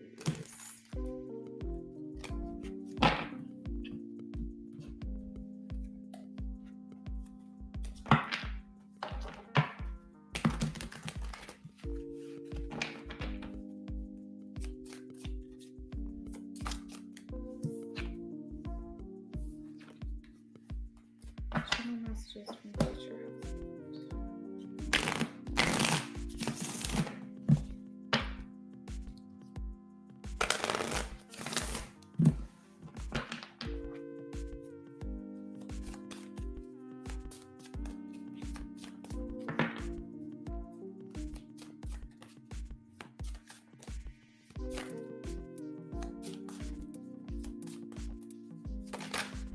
Oh my goodness. Okay.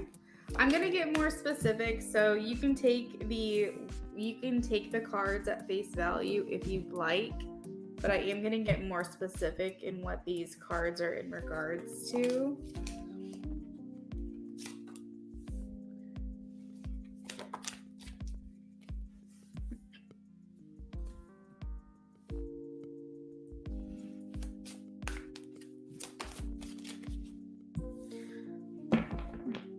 So interesting. Okay, so first things first, Jasmine, I am hearing him say,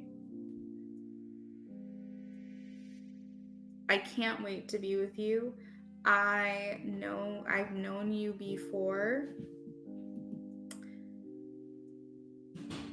It's almost as if I can sense you around me.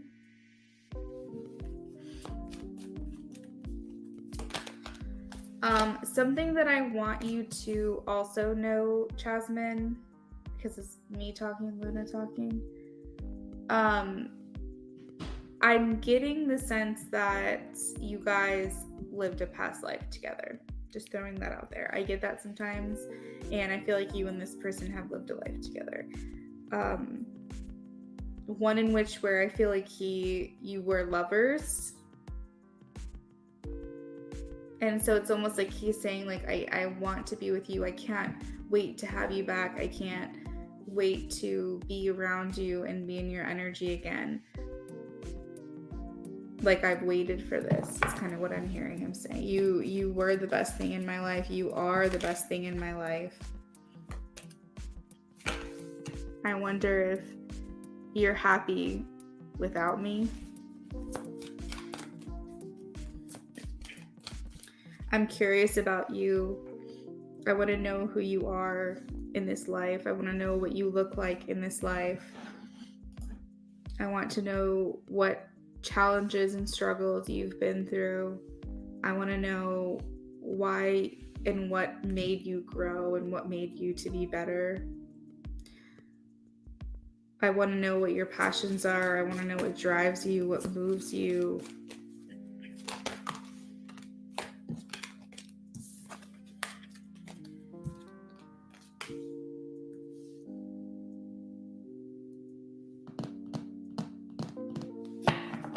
So again, I'm bouncing back to me. I'm sorry. He keeps showing me images. I feel like, and I heard king for some reason. So I feel like, you guys separated violently. Like, I feel like when you guys ended things in your past life, it was either due to a death of one of you or it was like a violent separation. It was where you guys couldn't be together, but specifically because you were taken away from each other. And so that I still feel the pain is like hard because it's like it was a great love. It is a great love. But it almost seems like and it wasn't even, I don't think, forbidden necessarily. I just think that something very awful and violent ended the connection. And so he still feels the pain of the separation, like wanting to be with you again. I can't wait to have you back. I can't wait to be myself with you. I know I can be myself with you. So maybe he feels, I hear him saying kind of like, you know, with other people in my life right now, I don't feel like I feel like I wear a mask a lot of the time. And I know with you, you are someone who I can truly just not only be myself around, but you're attracted to who I am naturally. And I miss that feeling. I miss being around you and being able to just be free and not feel like people are judging me or only accepting me under certain conditions. It does, Jasmine. It's actually like really sweet. So maybe when I heard king, maybe that was like,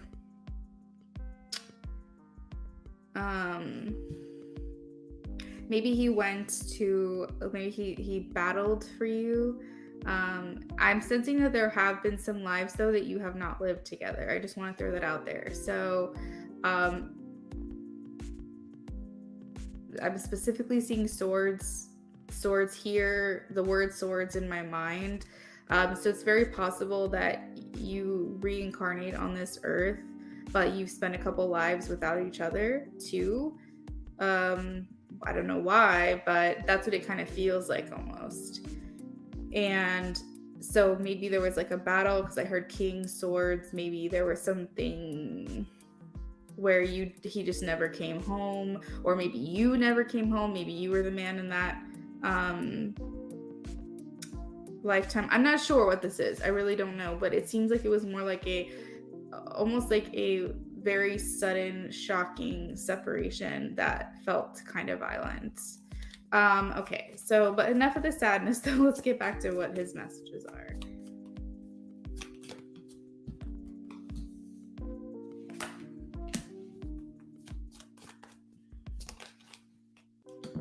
I hear him saying, I will recognize you. I will recognize you. I will feel compelled to come to you and talk to you. I've literally just been waiting to feel your energy around me. I know for a fact I will recognize you, and when you see me, it's going to shock you. You're going to feel it in the pit of your stomach, and you're not going to understand what this is, but I hope this serves as a warning for you because I am coming for you.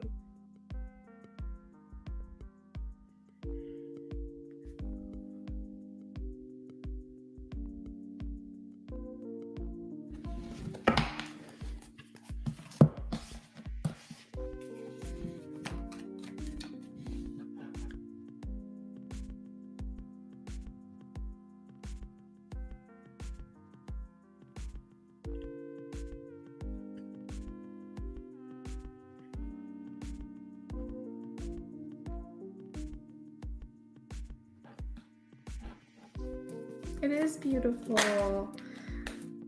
We have something special.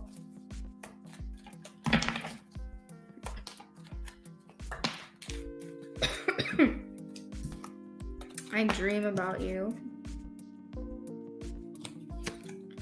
This isn't over for me. You make me better. So I almost hear him saying like, you give me drive to be better, achieve better, because I know that the harder I work in life, the quicker I'll get to you. I can't help myself when it comes to you. I wish I could be what you needed right now so that we could meet. I'm still hurting from the past. I still have hope for us.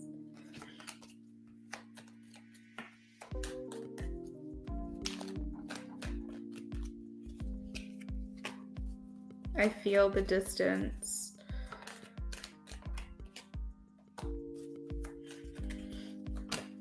Ooh.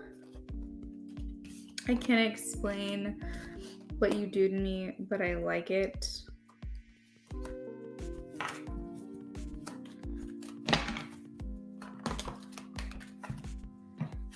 I want to do this right. That's why I'm taking my time.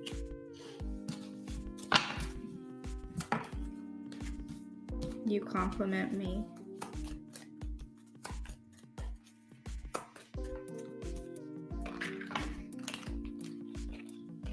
I'm hurting too. The bottom of the deck, my soul recognizes your soul, which to me kind of gives me chills a little bit because he like took over my body. It felt like a second. He's like, I'm coming for you.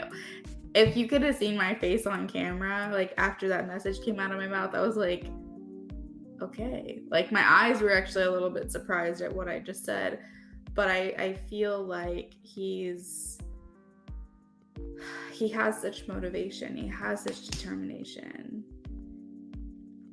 And I feel like you said, we have a lot of making up to do. I feel like he felt that there's a lot of lost time that y'all need to make up for. And like, I think he's just been trying to get back to you. He's been trying to be with you again.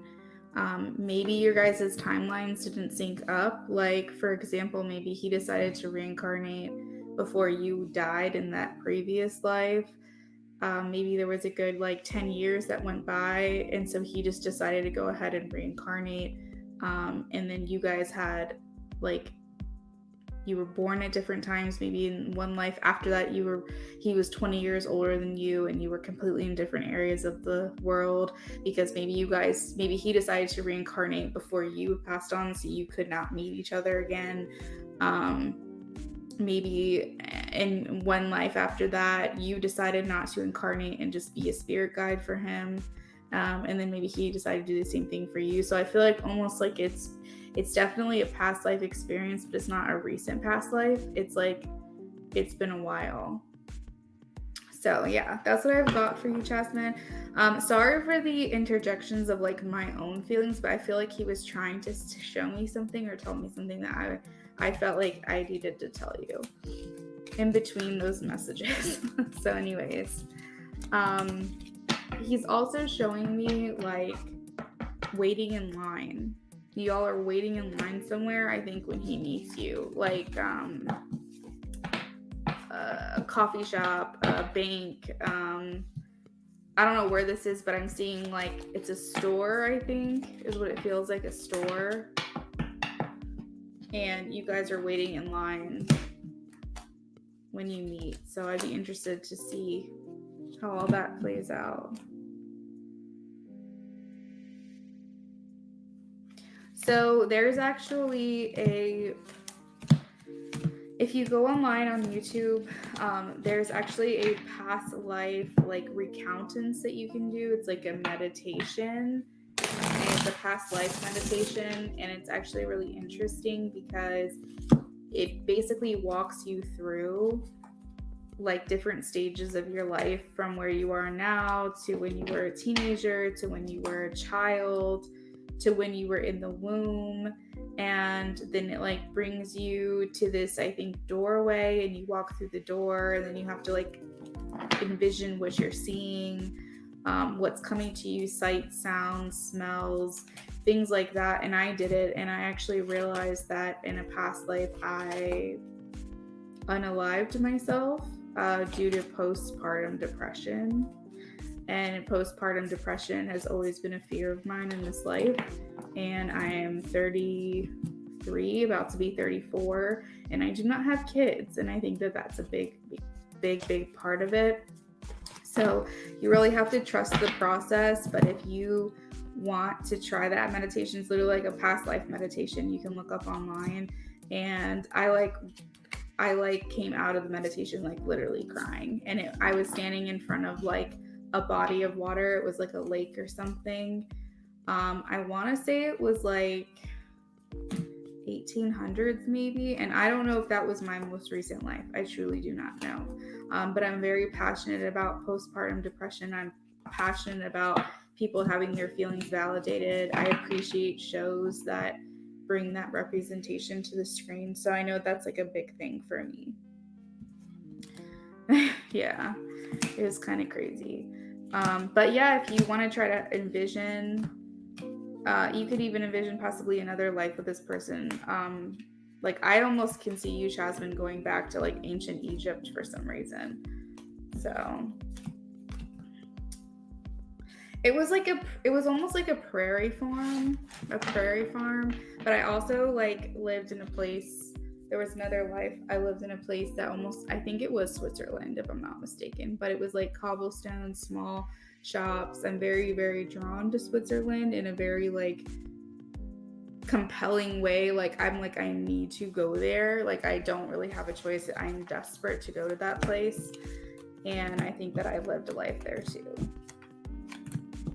So yeah, it's very important to pay attention to not only the people in your life that you're called to, but also the places that you're called to, because I think that's the key to unlocking a lot of stuff as well. Goddess Energy, thank you so much for following me. I love it. New sub. So Goddess Energy, if you would like a free yes or no for being a new sub today, please let me know. I'm happy to answer any question that you have.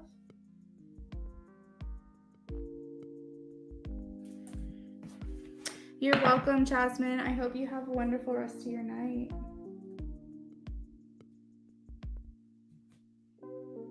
So, Rising Storm, would you like to go next?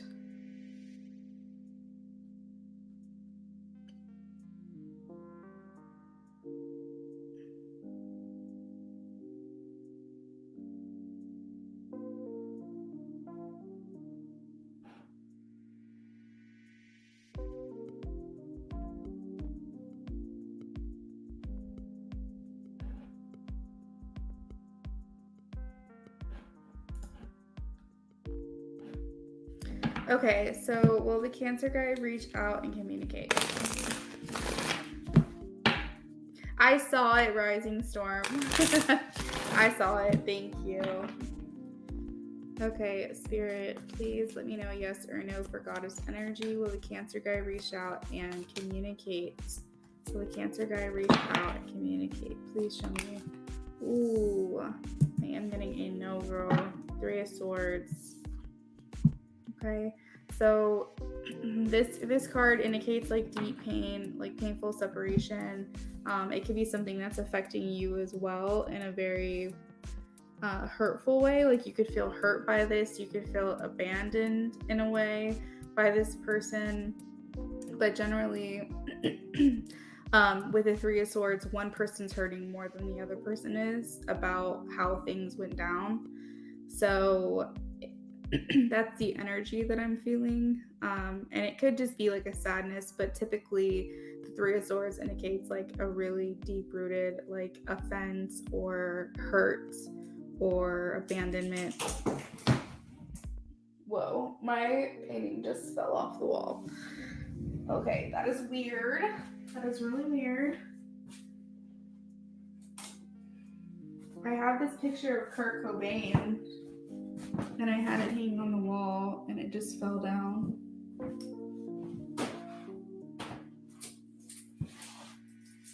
Could be a coincidence, but I do not know. That's just really bizarre. It's tried to fall down twice tonight. I just probably have to reinforce it better. I do want to get it in a frame at some point. Yeah, it's a friend I've known since I was 13. We had a falling out. I heard it. Wow. Yeah, so falling out and then pictures are falling. I don't know. I take it as a sign, but that's just me. So yeah, I am getting a no. Damn, I'm sorry, Goddess Energy. Sending you love and light. Thank you for being a subscriber. Just so you know, I do free readings every time I go live. So make sure you get here early, turn on your notifications as well, so that way you can get here before the timer goes off. I also, if you don't get the notifications very easily, I've created a Telegram where you guys can join my channel for free. It's no charge, but you'll get notifications when I go live. So I just posted it in the chat if anyone's interested. You're welcome. You're very, very welcome. Feel free to hang around and just see how I do readings if you'd like, Goddess Energy. If you like to see how I do readings in case you want to get one in the future. Today we're doing a BOGO live stream, which means you buy one, get one for $15, but I do offer more, I guess you could say, affordable prices on different days. But I'm typically here Monday through Friday and a lot of the times on the weekends. Rising Storm, did James tell the ex-girlfriend that he's interested in someone else? Did James tell the ex-girlfriend that he is interested in someone else? Guys, also, I forgot to tell you, we're doing a giveaway. It's on the community post. So if you all are interested in like getting a free 40-minute private reading valued at $70, check out the community post to see how you can be added to that giveaway. And I'm going to post that in the chat as well. If you guys have not had a chance to, make sure you're liking the stream, please.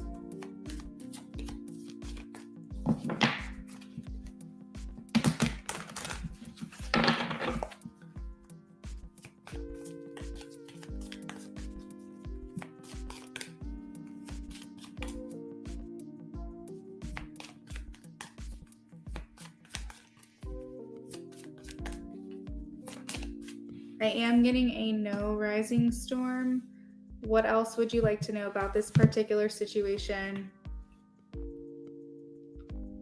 Y'all, I shuffled those cards good too. The fact that Three of Swords came out back to back is kind of crazy to me.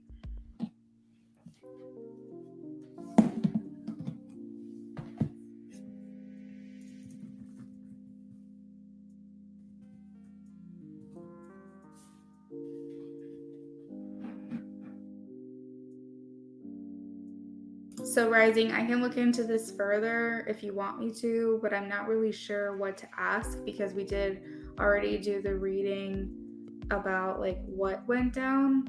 And since I got a no, I feel like I'm kind of hit a wall. So I can elaborate on this if you have like a related question, but I am getting a no that he did not say anything to her. And in addition to that, in the last reading that I got, but I did feel like there was a motivation. His feelings for you were the motivation to actually have this conversation.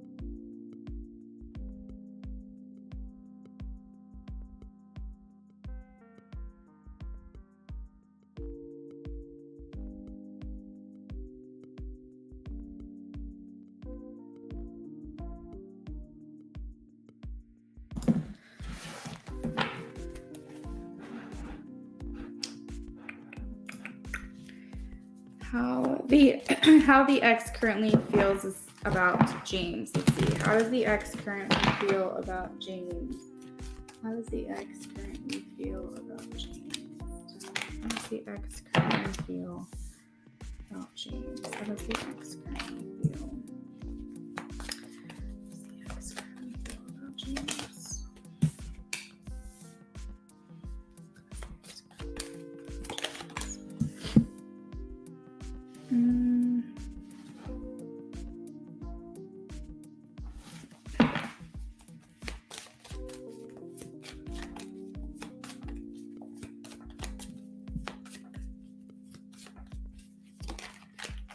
feels currently feel.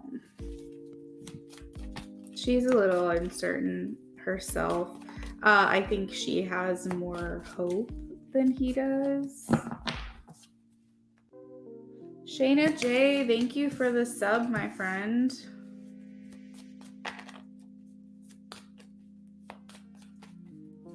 I think she feels they've got more fight left.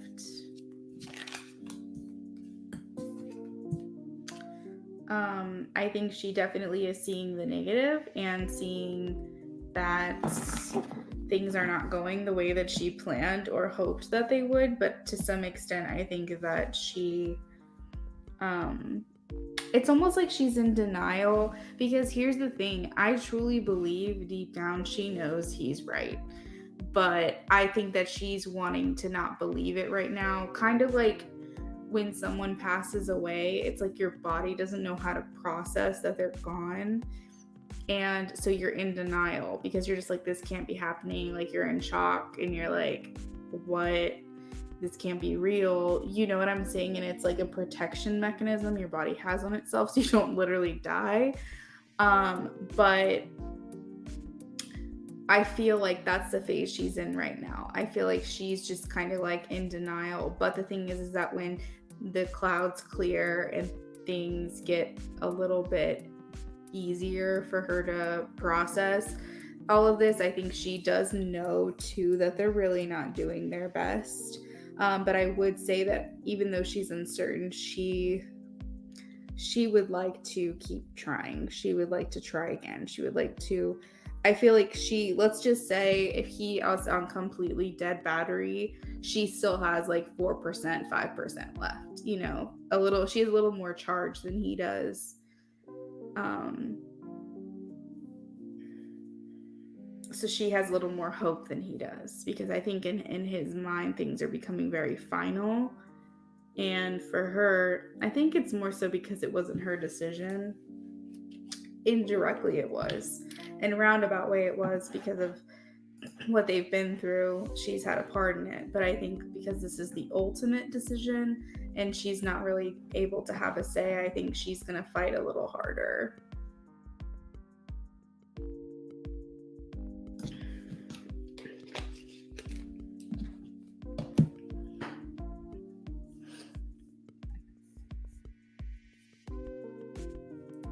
You're welcome, Rising. Is there anything else I can answer for you, hon?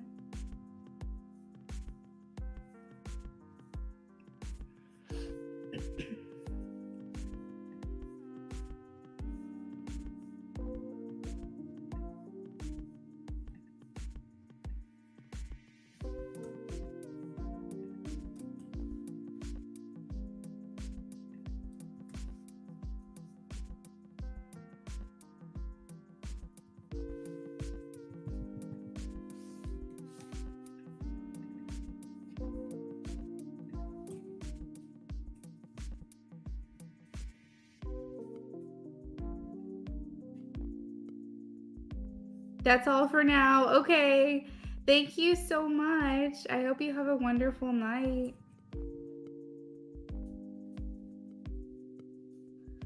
Vetus, are you ready?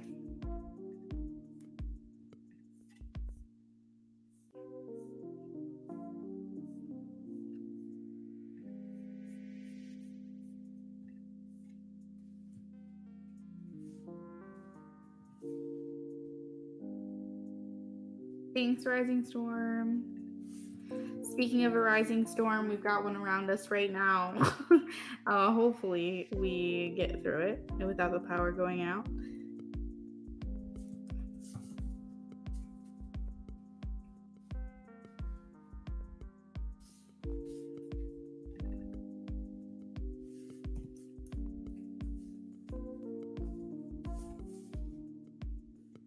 It's raining everywhere. What is this storm about?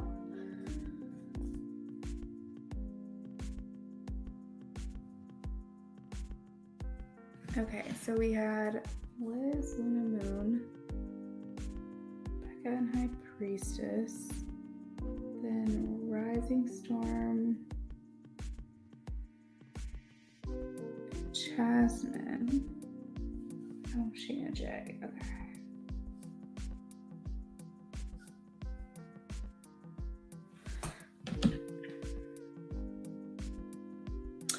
All right, guys. So we have one more spot open on the BOGO.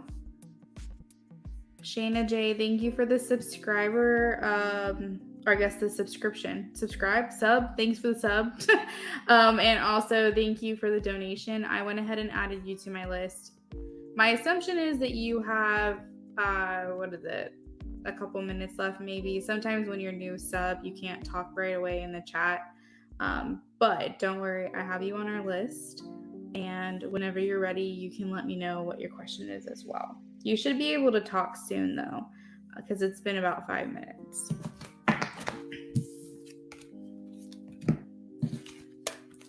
For those of you who are just now joining us, if you haven't had a chance yet, please do like the stream. It would help me out a lot if you would do that.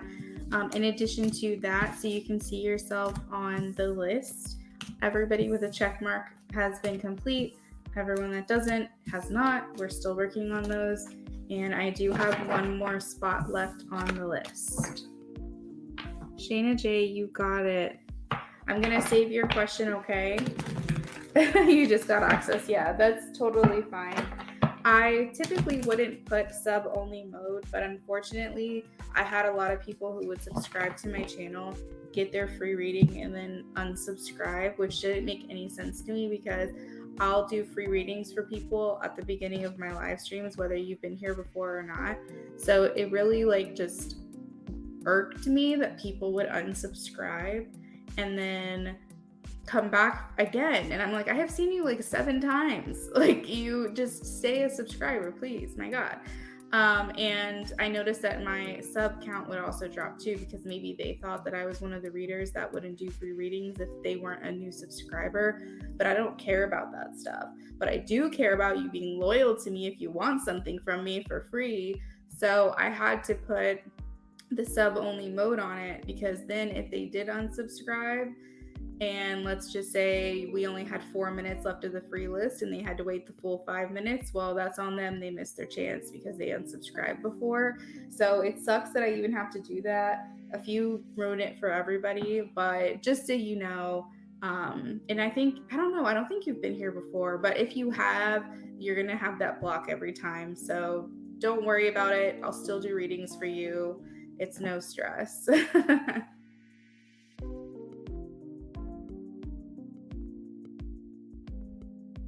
Yeah, it's just so funny because I'm like, I'm doing it whether you're new to me or not. I'm going to give you a free reading. What are you doing, bro? Stop unsubscribing. Okay, so Vetus.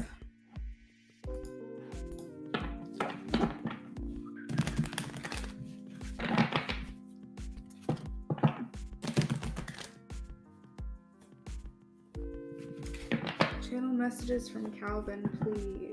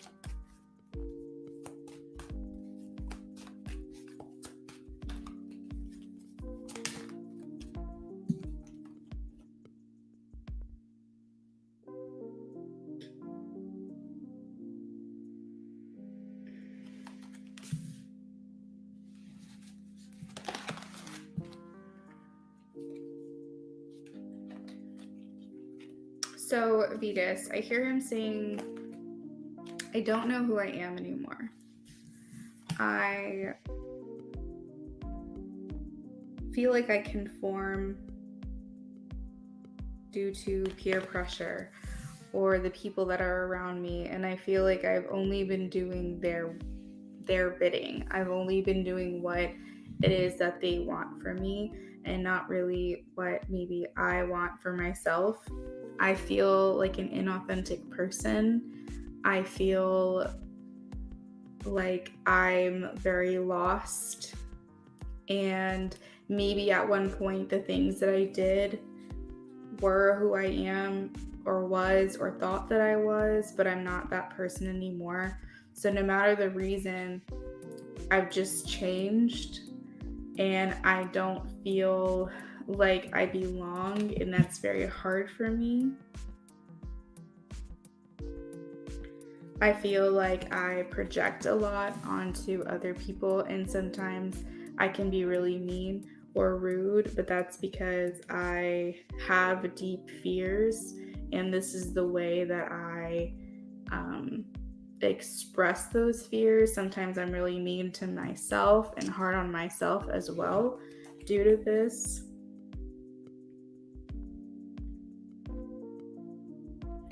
I feel like because I'm calling so desperately out for someone to recognize me and recognize who I am, that I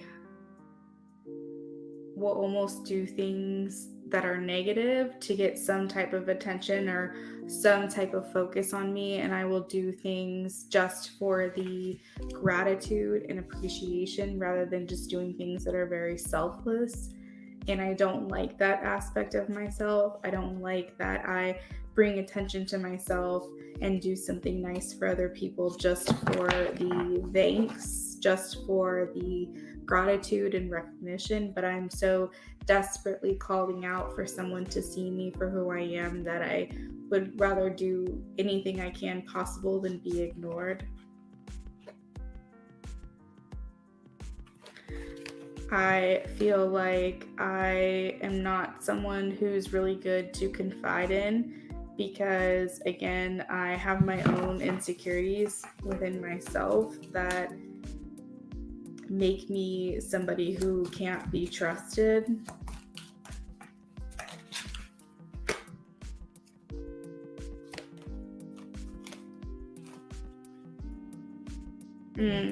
Shit, Vetus. I literally was gonna say this back here. This is like actually fucking crazy. I was actually gonna say that he uses self-deprecating humor because remember when I said he's mean to himself, that he might use self-deprecating humor as well as a way to mull through those deep fears that he has about himself, that he'd rather say something bad about himself and get it out there than let someone else take the stab at him or take the shot at him. And he also has a negative attribute of using humor to wound rather than to liberate himself. And also, he's in denial of his own emotional truth as well. So that's actually very interesting because I literally almost said that here, but I didn't, but I should have. So I feel like he's saying that I use my sexuality to feel in control, to feel a sense of power, to feel like I almost use my seduction and my sexual nature and sex in general as a way to have some type of semblance of control as well.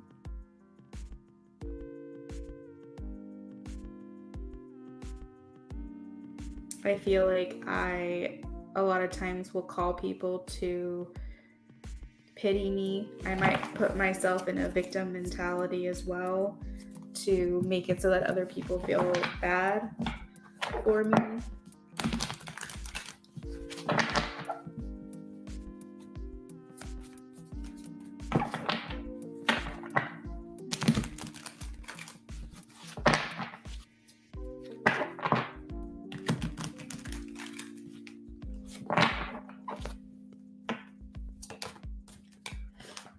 I am trying to fix this though because I realize that this is not really who I am.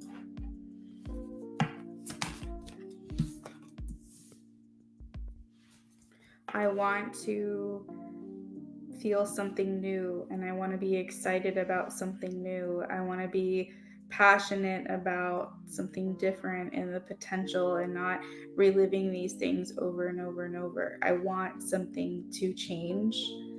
I want to feel deeper for someone than what I ever have before. I want to feel, when I have sex, I want to feel a very strong bond and almost like an outer body experience. I feel like I use sex on a very, very basic level to get to a certain place, to have like a finishing point. I'm not really experiencing it as a whole, as a connection. I feel like I'm doing a disservice to sex by just using it for the very, very basic needs.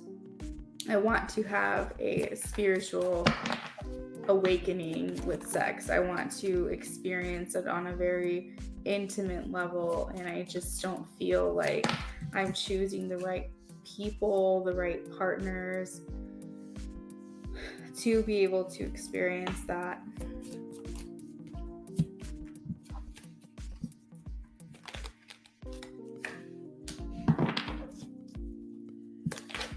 I feel like I'm dealing with a lot, like I'm experiencing a lot right now of what I did to myself. The choices that I have made have led me to where I am right now. And I feel like I made my bed, you know. I feel like everything that I've done to other people, everything that I've done to myself, I kind of am reaping what I've sowed for myself right now, and it's all coming to a head at this time. And it's hard. I'm not going to lie to you. It's hard. The sexual power part you agree with? Yeah. Using the power of romantic attraction for private agendas, personal agendas. What do you want to say to her, Calvin? What do you want to say to her? I miss seeing you. I do love you. I don't know how to feel.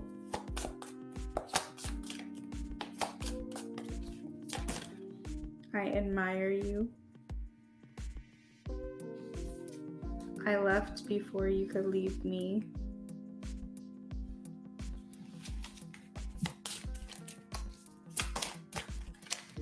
So many things remind me of you.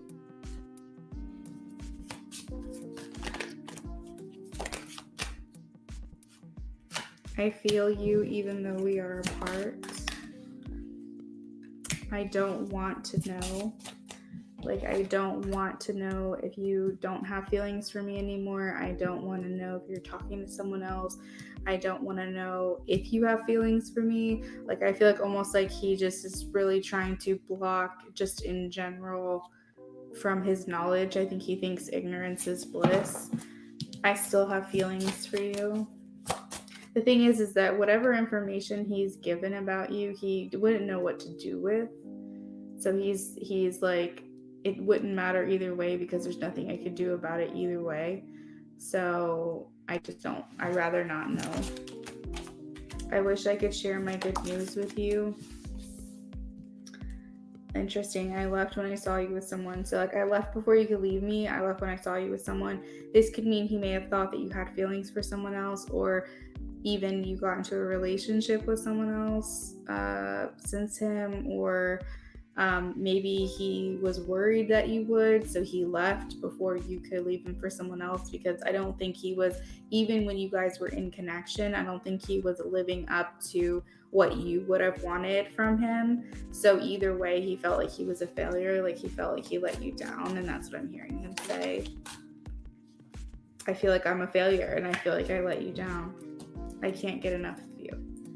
At the bottom of the deck, we have I am not available, and I have trouble with intimacy.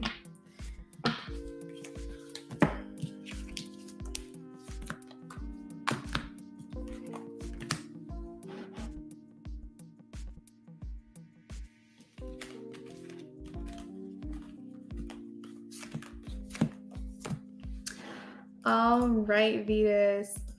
I hope that that was good for you. I hope that you enjoyed it. Thank you for the donation. Next up, we have Shayna. For those of you who are just hanging out, if you can please like the stream if you have not done so already, that would be really helpful. I also wanted to reiterate that we do have a community channel. It's through Telegram. So if you wanted to join that platform for free, you can have an easier way to contact me. You can also get notifications whenever I go live. So for example, let me pull up my Telegram right now. I was having like really bad pain. Was it last night? No, the day before last night. So I posted a notification that I wasn't going to be live. And then I also gave a heads up at 4:12 that I'll be going live tonight. And then once the broadcast was actually made, I posted the link. So if you guys are interested in getting like text notifications, but it's like within the app itself, definitely sign up, because a lot of times Facebook, YouTube, Instagram, TikTok, all that, sometimes they don't send out the notifications. So that's a surefire way to know, because I will always be posting in there every time I go live. So that was just a little something for you. And then the other thing is I am doing a giveaway on my community page. Also on my Instagram, the information is there. If you haven't followed me on Instagram, I highly recommend it. But it's Luna Affinity, that's it. But what I'm doing is giving away a value of $75 for a 40-minute private reading with me. This is a live reading that you will, if you win, that you'll get unlimited questions you can ask in a 40-minute reading, and it's a $75 value. And if you get, for example, let's just say you got a one question pre-recorded reading, that's $20, and you still have the chance to win a $75 reading. So it's not like you have to pay that much to get an entry. And depending on what it is that you get from me private reading wise, you get different entries as well. So for example, a 60-minute private live reading would get you 6 entries into. So it's almost like a guaranteed win, especially if you don't have a lot of people up against you. So if that is something that you want to check out, you can click the communities tab on my YouTube page or go to my Instagram for that information. One second. Shayna, if you're in here, if you can check in with me really quickly.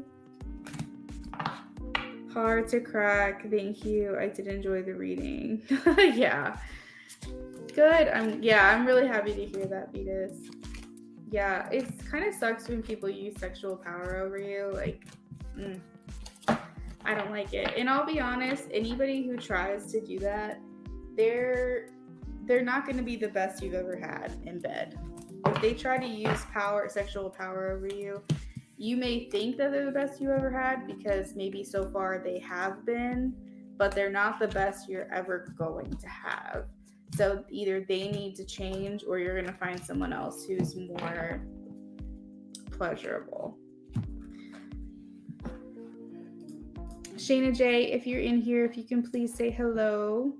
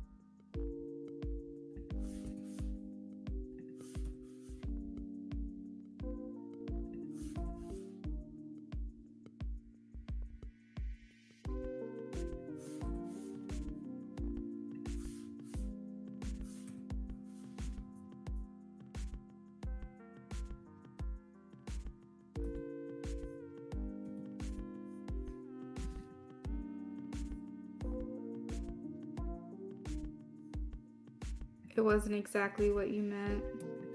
Oh, okay. Okay. I gotcha.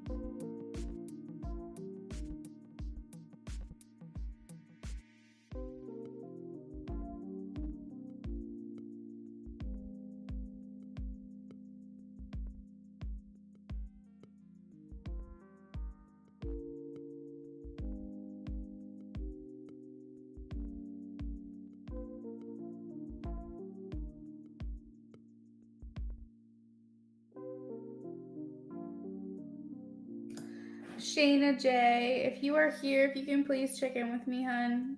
I do have your first question, but unfortunately it is a BOGO, so if I do your reading without you here and I don't get your second question, then you do forfeit it. So I would like to make sure that you're here if we can.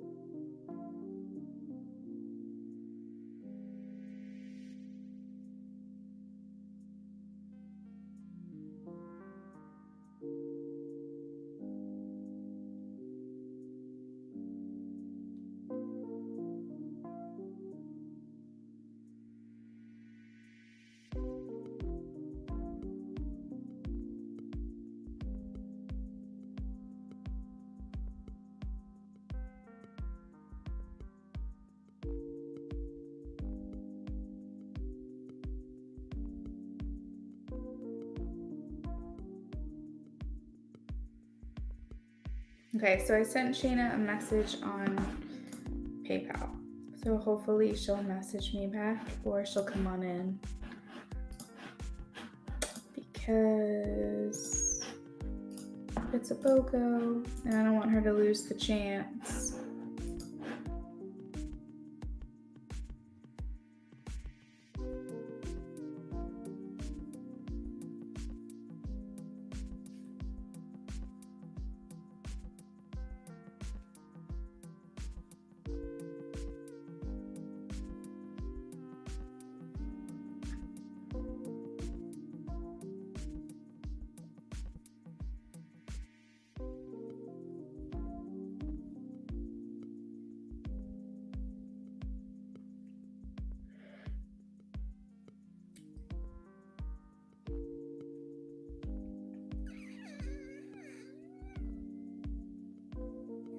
Vetus, you don't have to unless you want to. Oh, you're saying can you donate? Okay, yeah, absolutely. I thought you said, Luna, I can donate for the last spot. Like if you want, I can donate for the last spot. I'm like, you don't have to. But yes, you can absolutely donate for the last spot, hon. I don't have anyone else waiting.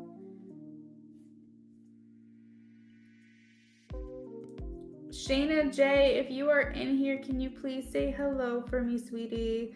I want to make sure that you get your BOGO question if you want it. You do not have to claim it if you don't want to. However, I want to give you that chance. So I'm going to run to the bathroom actually while we wait for Shayna.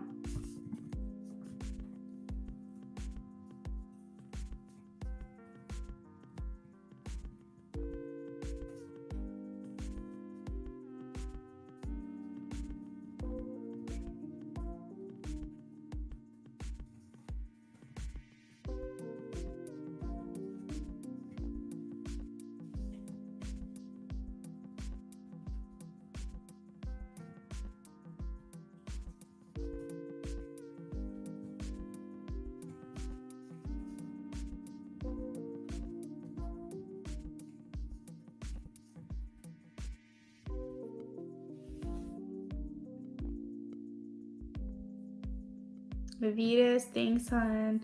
Okay, let me add you to the list.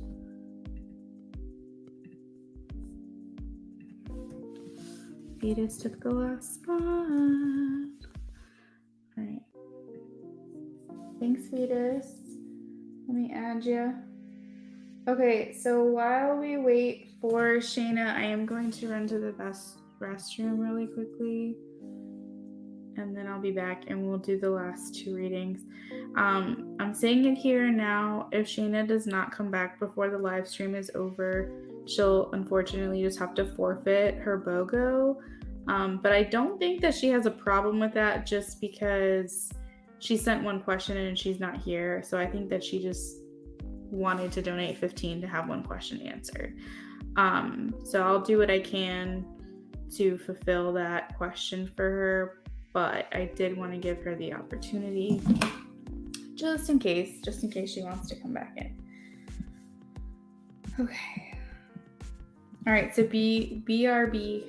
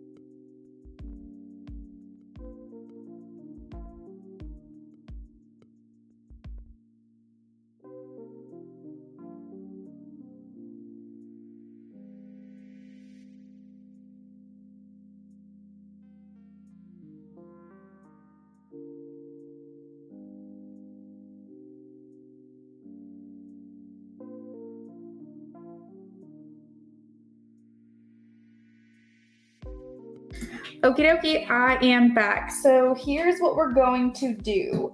I owe, who is it? Beautiful Love a yes or no reading. So we're going to do Beautiful Love's reading really quickly. And then I'm going to timestamp it so I can send to her. And we are going to go from there. So let me pull up her reading really quickly. And then I'll do... Hey, Tamara. Yeah, sure. You can donate, hon. That's fine. That's totally fine. So Beautiful Love says... Will my next door neighbor follow through with our agreement? Please show me a yes or a no for Beautiful Love. Will neighbor follow through with agreement? Show me a yes or a no. I have a no. I also have a no at the bottom of the deck. So I did read Beautiful Love a little bit about the situation. So the first thing I have to say is I am getting a no, but you could always test the waters. You could always just say, okay, we'll turn it on one time for 1 month and see what happens. And if she doesn't give you the money, then you just shut it off. I do understand there's some risk associated with that because that's extra money out of your pocket, but you could always try that. It's not like you have to give a contract for like a year or something. You should be able to just do it for 1 month. And if it doesn't work and she doesn't pay you, then you just cut it off. But another option would be to get a contract. So if something does come of it, you have proof that and I would get it signed by your landlord and signed by the neighbor. And I would get a notary to witness all 3 signatures. Basically, your landlord as a witness, your notary as a witness, and then your neighbor. And I would basically make the contract out like a percentage. And notaries don't cost that much money. I think it's like $30 or something like that. To have someone notarize something for you. You can even get it done at the bank. So that's what I would do. And then it would be like a percentage of the water bill they're responsible for or something. I wouldn't necessarily put your neck on the line for someone else, but it does kind of suck, the situation. Like, can you imagine if roles were reversed? That would be really unfortunate. But I would not trust this person all the way out. I would put some kind of stipulation where, okay, well, we'll do this month to month, and then the 1 month that you don't give me the money, then we're shutting it off. I mean, she's already gone, 6 to 7 months now without it, so she knows how to survive without it. But yeah, it is a sketchy situation. I do agree, but you do have options, so just keep that in mind. But no, I definitely would not just trust her off the bat. I would make sure that you're taking care of and covering for yourself. So that is what I've got for you, Beautiful Love. Thank you so much. Sorry I missed the other day. I don't know exactly what happened, but sorry I missed that question. All right, so let's see. Tamara Forever, did you donate?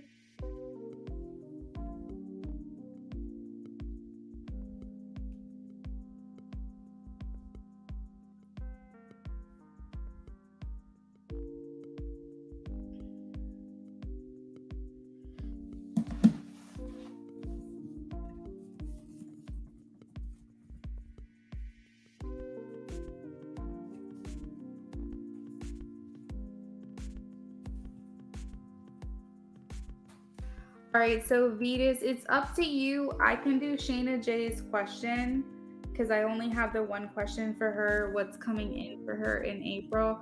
But since she's not in here, Cash App, okay, thank you. But because she's not in here, if you would like to go first, Vetus, you can if you want to. It's up to you.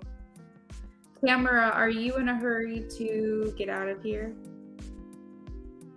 Like, would you rather your reading be done sooner than later?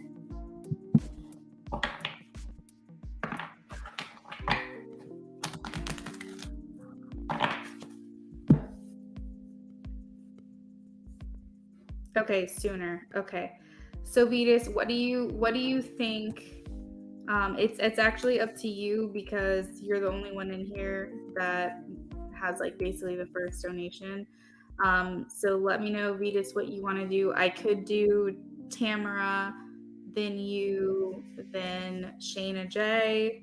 I could do you first. Okay. Yeah, I had a feeling, but at the same time, I don't want to assume, and I also want to give respect to the people who are here first. So this is what we're going to do. We're going to do Tamara's question first. So Tamara, you can go ahead and post. And that way we can just get yours done for you.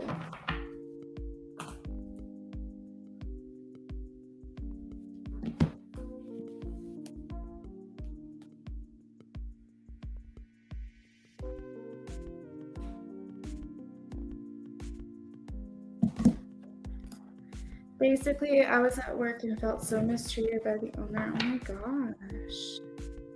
Yeah, of course, Vetus. And I want to work for myself. Do readings. Oh, I like it. But more personal, like they come to me on one-on-one. Should I quit my job and fully commit? Okay.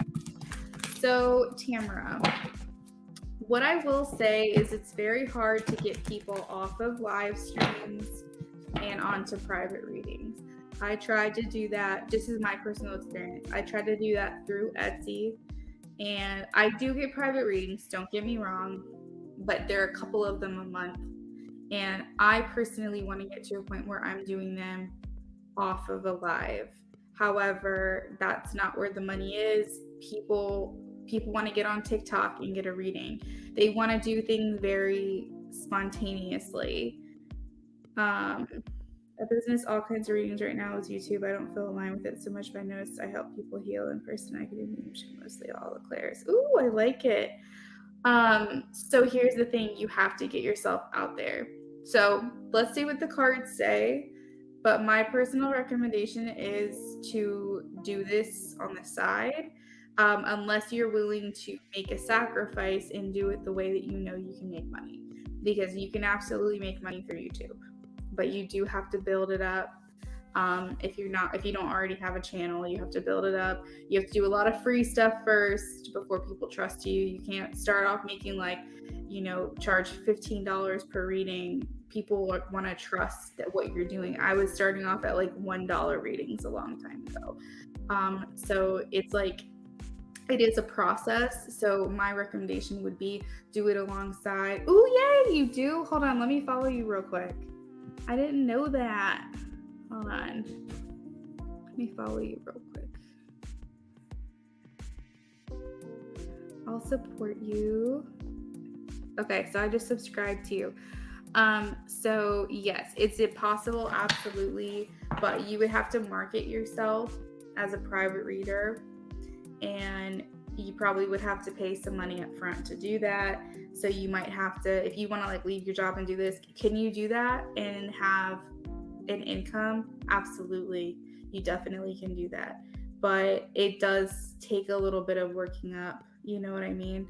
I want it small business because my town, we're known for that. It's our culture. So here, Tamara, I would recommend then doing things in person.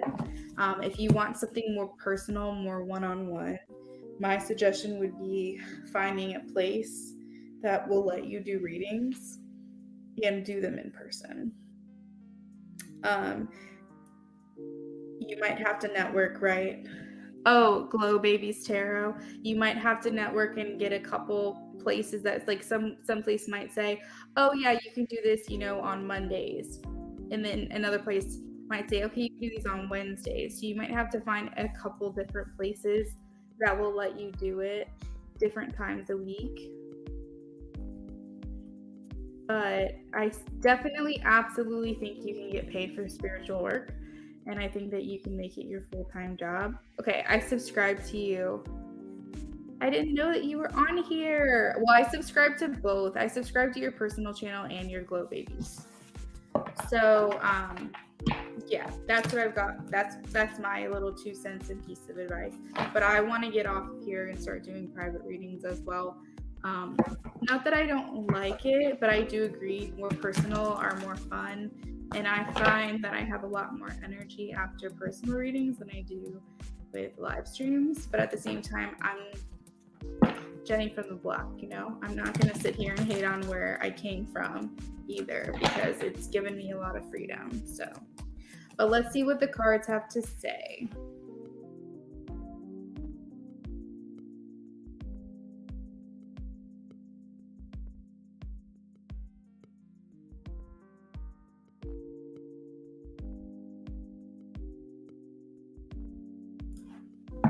Also, you'll have to find like what makes you different too, Tamara, what makes you stand out.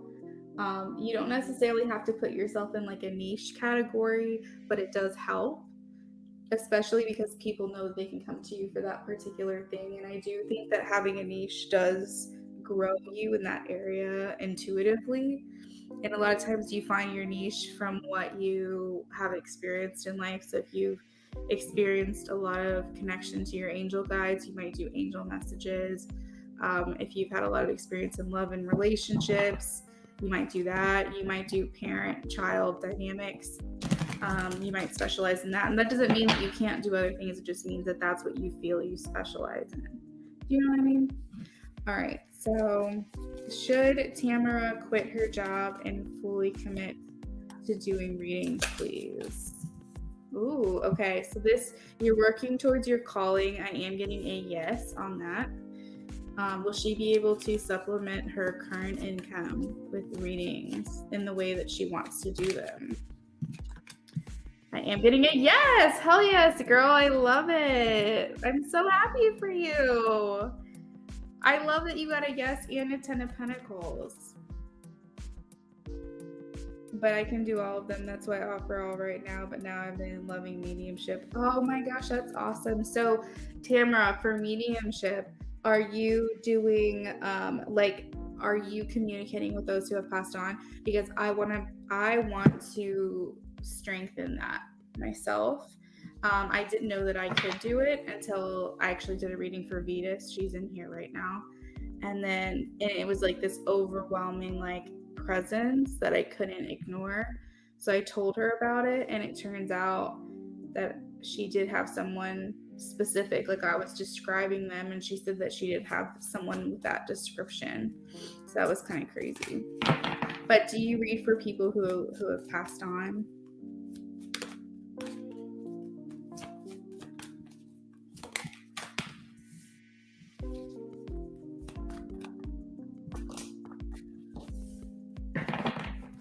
So it seems like your strengths are helping people with their sadness, loss, and grief. So it is making me feel like passed on loved ones. Yep, communicating with those who have passed on and helping them cross over, but also telling the person the specific messages. Sometimes it scares them. I read for people in general. I heal too with Reiki and energy healing. Tamara, I'm going to have to talk to you because my fiance would love to find a medium.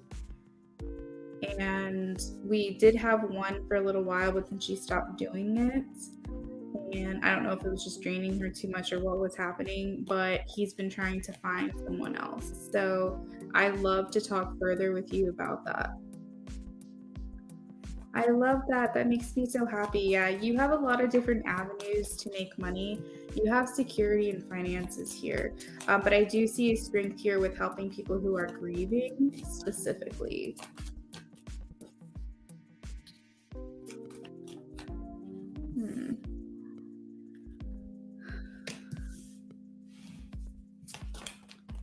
So just always take the intuition when it comes to you.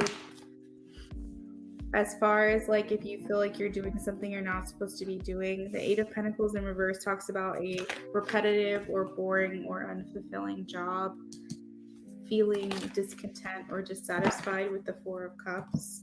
I feel like you'll do very well, Tamara. Yeah, I really do. But you gotta like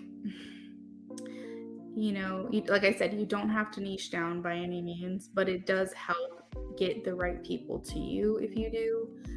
I will say, basically, everyone comes to me for love and romance. And not that I don't like the challenge of people asking me other questions or tapping into other things, but I really feel like since I resonate And now I'm finally in a happy, very loving and understanding relationship in everything that I have been through in my life. I do feel like I have a lot of insight to give. So it just really all depends, what you specifically want to do. But I do think it helps to niche down. You don't have to, like I said.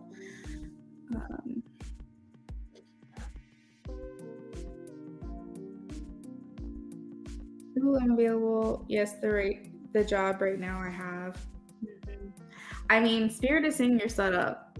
Spirit is saying you're set up. So I know that it can be scary, but I feel like Spirit is saying you have no choice but to make money right now with this. So yeah, I mean, and I definitely think getting paid for spiritual work is absolutely an option. Obviously, I'm doing it full time.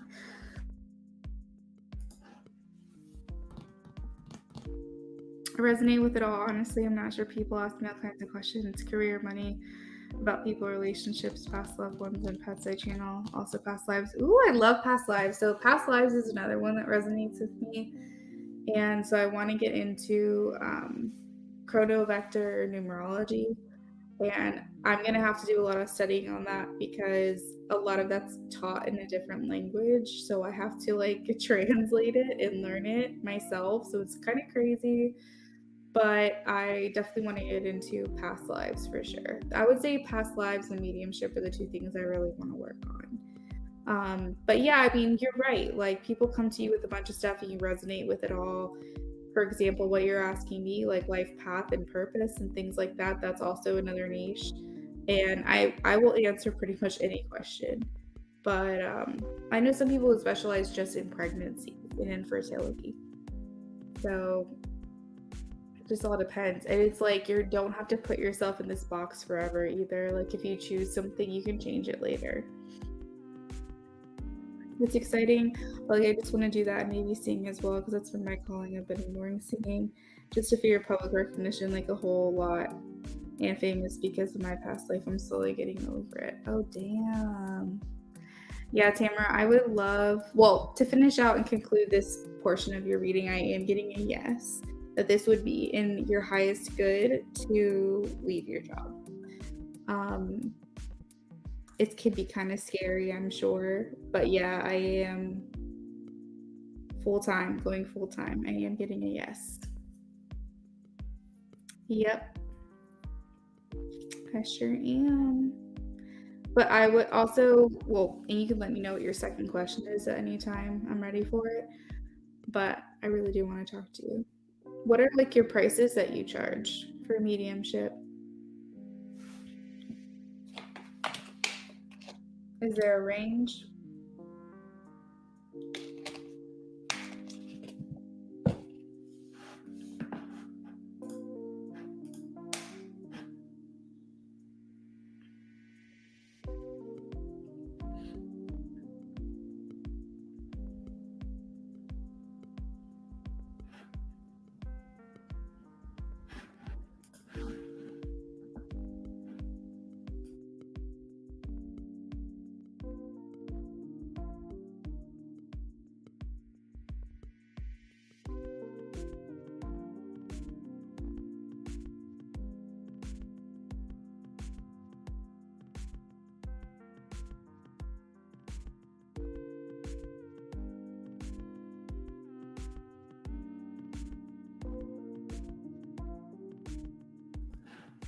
Honestly, really cheap. $45 for 30 minutes, 65. Oh damn, girl. Yeah, that's awesome. Yeah, because mediumship takes a lot out of you. I'm sure your prices will go up later on down the road. I think I charge 45 for 30 minutes. Honestly, I have a whole thing. I don't remember what I charge, but they're private readings, so I mean, you got to charge a little bit more for private. You know what I mean?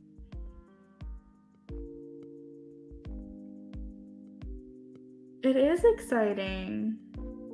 And we should talk. I also do predictions like what I feel happening soon. They come back and say it happened. Damn. I love that. I love that for you. I really do.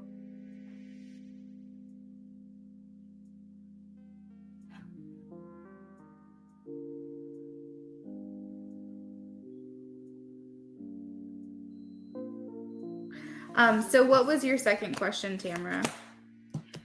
That's the other thing too, is that doing private one-on-one readings and not going live with mediumship is also something I think that you can achieve. I just don't feel comfortable myself saying that I'm a medium because I have not tapped into that part of myself very well. I think the hard part for me is that my strong clair abilities are not seeing or hearing. Well, I can hear something in my head, but it's not an audible sound. And so if I feel some type of way, because mine is knowing, I know things that I don't know how I know them. And then I also feel things and I don't know how I feel them. So it's like if I'm not actually seeing something, I don't feel like I'm making up in my head, or I'm not hearing something that I don't audibly hear. It's very hard for me to trust myself, and I think that that's a part of growth. That's a part of something I have to just lean into. But for mediumship, if I'm not like seeing a spirit walking around, like for me, it's very hard to do mediumship and not second guess myself.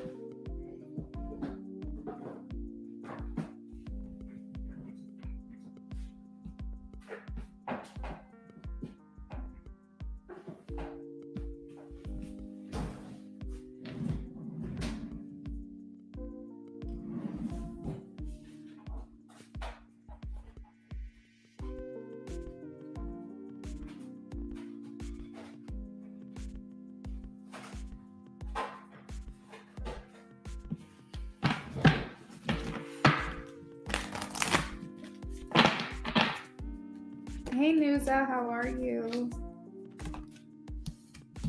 Pratyaksha, I don't know if I'm saying your name right, but you have the Topaz Crystal card. Forgiveness heals. It's time to release repressed anger, as it could be blocking your health and overall happiness. Thanks for this sub. Second question is maybe how the singing career will go with a spiritual business.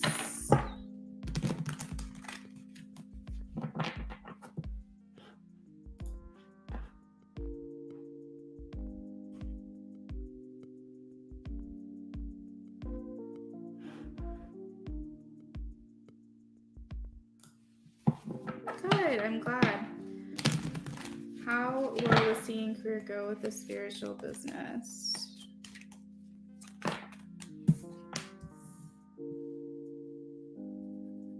Okay, so you have independent wealth, the independent wealth card.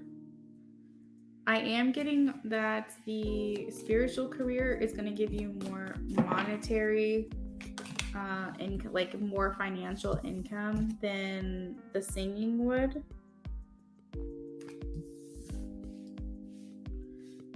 But that doesn't mean that it's not possible. You really would have to work hard at it to get yourself out there and be really consistent with it.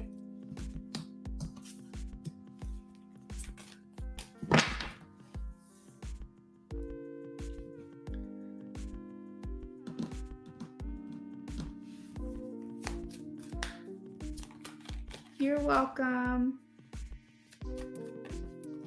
Oh my God, you say that at work. Oh my God, you saying that at work, I randomly saw a bright pink feather. I felt it was a meaning behind it. I searched it up and it was, and you confirmed same message, a time of healing. Oh shit, really? Oh my God, that's crazy. Do you see it in your mind when you see things, or do you see it outside of you?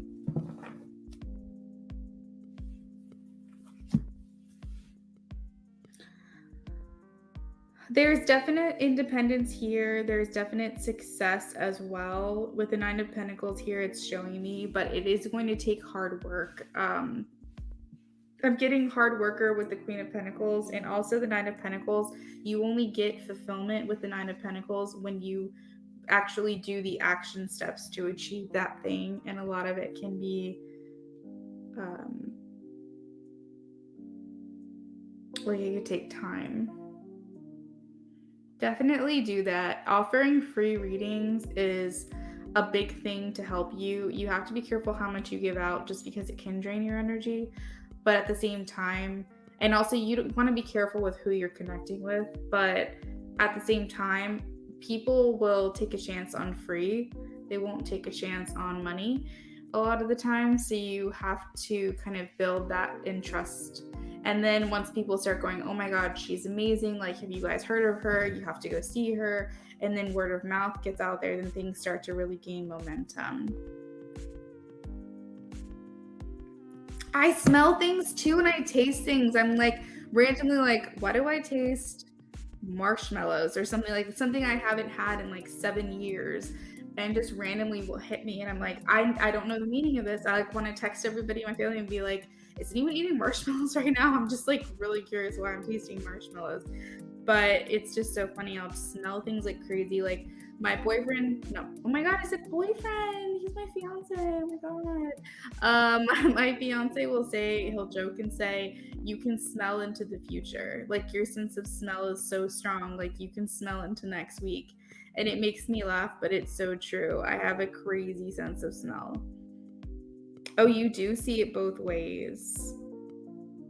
And sometimes like channeling the person, I tend to speak like them, move like them, walk like them. Oh shit, that's crazy. Oh wow. Do you have Pisces in your chart? Anywhere in your birth chart, just out of curiosity?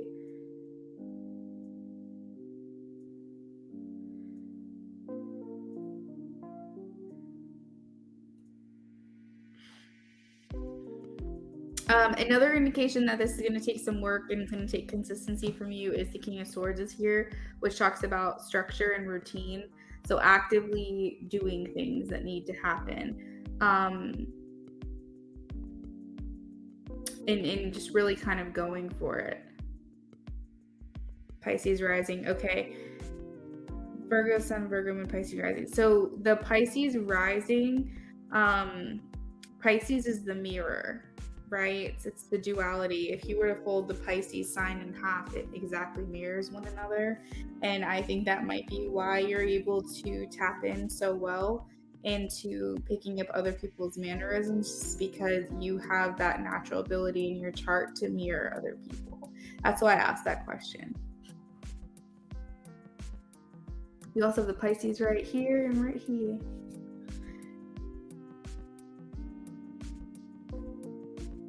I think with this singing career, you will have to be a little bit more cautious and more on alert of people who try to take advantage of you. You'll probably hit a lot more roadblocks, I think. Because here's the thing, with singing, people want something from you, and with reading, you're giving something to people. It's different. And I mean, yes, there's duality to it. With singing, you give to people too, and with readings, people take from you, of course. But it's a more natural, there's one that has more resistance and one that doesn't. Whereas singing, people know that you want it, and so they might try to take advantage of the situation. Whereas readings, you could be the one taking advantage of other people if you were that type of person. Does that make sense? So I feel like there's a balance, and it's just something you're going to have to be a little bit more diligent about with the singing career, and just make the smart choices, make the wise choices. Don't just trust anybody in it. Yeah.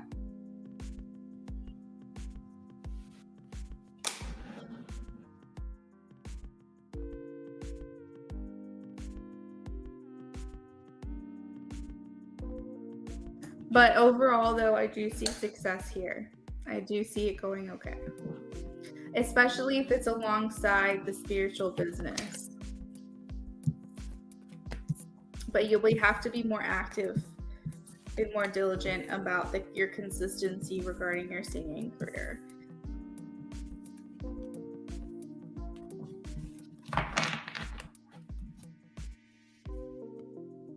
Oh my god, Brendan's food, I don't know what he made, but it smells so damn good.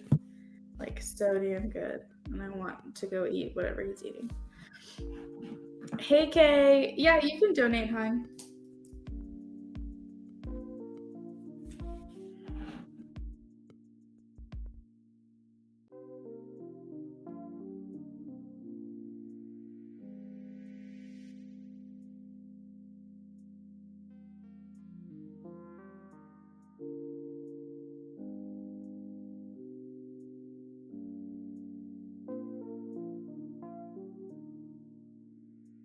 But Tamara, I do want to be in touch with you in regards to getting a reading. I can't say it's going to be right away. Of course, for him, he has to be in the right mindset for it. But, and also we have like a lot of other stuff that we have going on right now. But I will definitely chat you up when we're interested and let you know.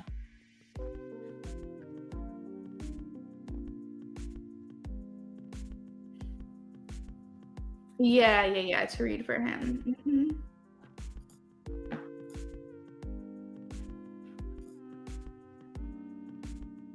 Okay, so I'm gonna go ahead and do Shayna's reading really quickly, and I guess I'll timestamp it for her. We'll say 3:30.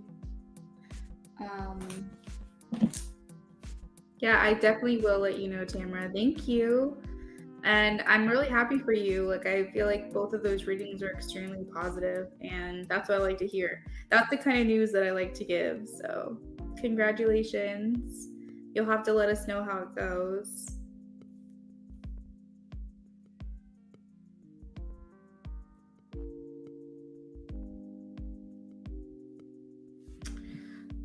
Okay, so Shayna says, what is coming towards me in April? What is coming towards me in April? Thanks for the donation, Tamara. I hope you have a wonderful rest of your night. What's coming towards Shayna J in April?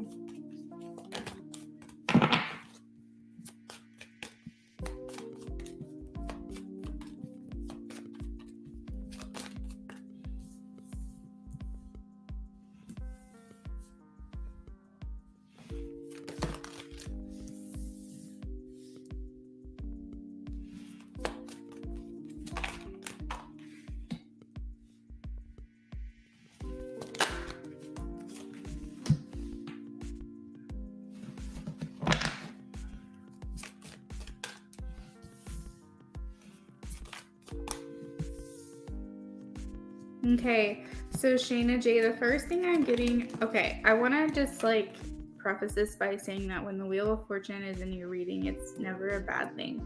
It's always a good thing. But the Wheel of Fortune is in reverse. And so what that means is you could feel like in April, maybe things just aren't as easy for you to achieve. Maybe you're in just a not so much a flow state in April. Maybe you like, let's just say you really wanted to make $80, okay? And let's just say, for example, you're a server and you really wanted to make $80. It might take you 2 shifts to do that versus when you're in a flow state where it takes half a shift. You know what I mean? So it's not that you can't achieve things. It's not like it's not coming towards you or not happening, but it just may feel a little bit more blocked.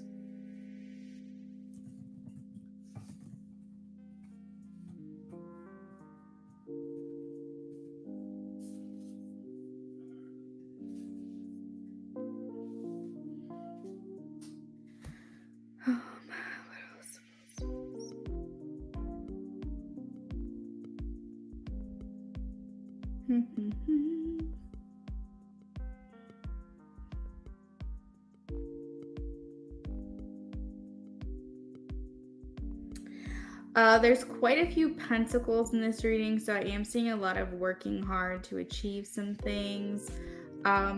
You could be trying to look for an additional source or stream of income. We have making investments here and having independent wealth. Maybe you feel like enough is enough and you really need to figure out a way to make more money. Or maybe you have already figured that out, and so in the month of April, you're working towards that. I see with the Nine of Cups, ultimate happiness, ultimate fulfillment. So I think generally overall, April is going to be a good month for you. I really do. I think some things are going to come to an end. Let's see.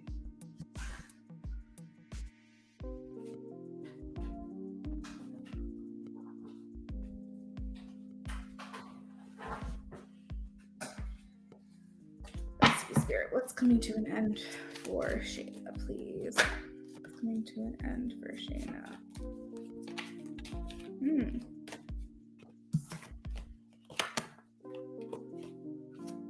Okay, so towards the end of the month, I do see things going a little bit smoother for you. Maybe you don't have as many setbacks or delays that you once originally did.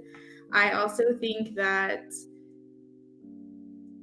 I don't know why, for some reason, like people pleasing or like South Node, it's very important, Shayna J, you look up your birth chart and figure out what your South Node is in, because I feel like, well, your South Node also, is it the 6th house or the 7th house?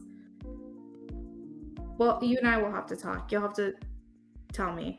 But okay, basically what I'm saying is I'm getting that you could have people pleasing tendencies, and I feel like something is coming through in April where the things that maybe used to be the old version of you is no longer anymore, and those things are coming to an end. And for some reason, people pleasing just seems to come through. I feel like it might be a hard time for you, it might be hard for you to think selfishly, think about what it is that you want and go after the things that you want, because you're constantly concerned about what other people are going to think, if you're letting someone else down, if you're hurting someone else's feelings. And so I feel like there is in April, like you taking back a little bit of that control as well.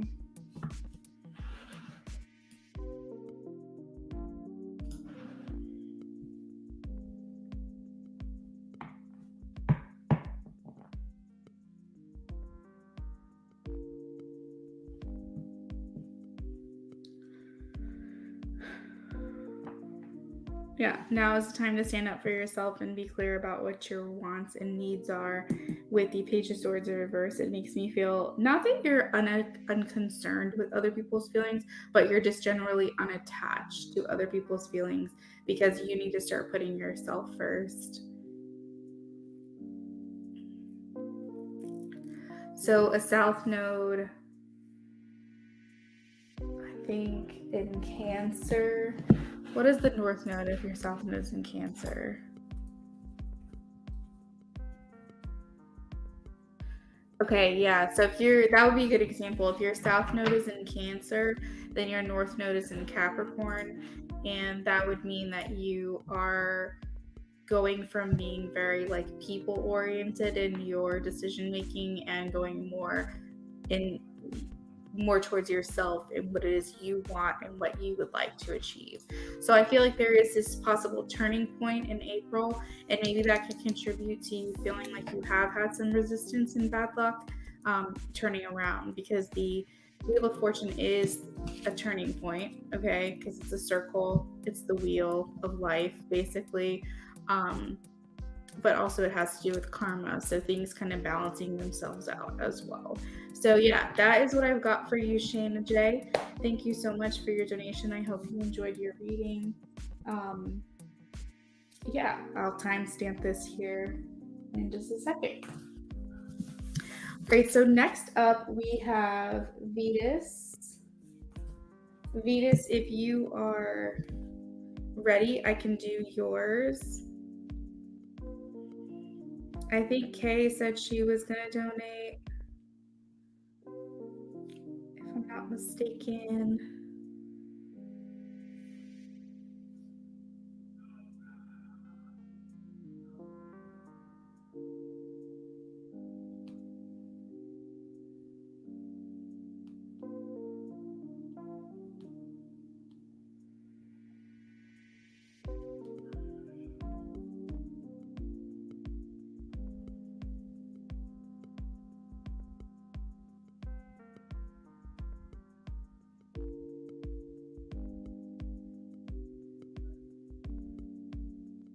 Oh, you're welcome, Shayna. Thank you.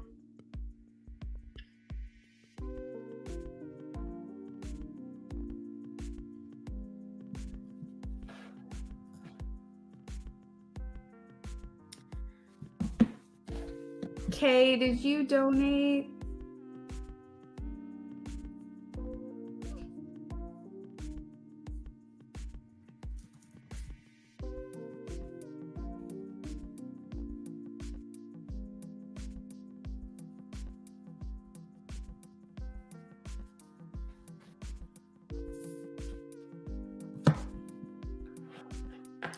Thank y'all for liking the stream.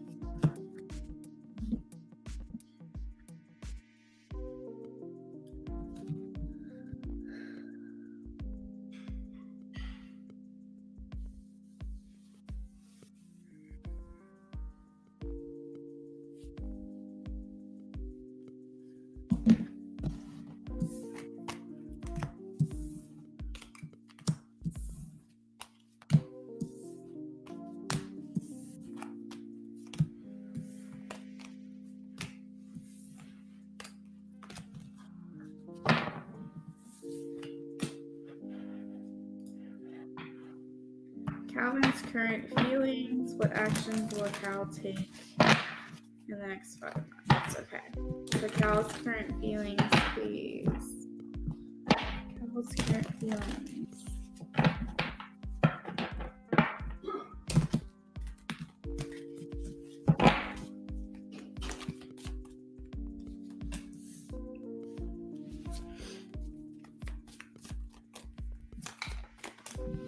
Oh my goodness. Although the lovers being here does not surprise me one bit.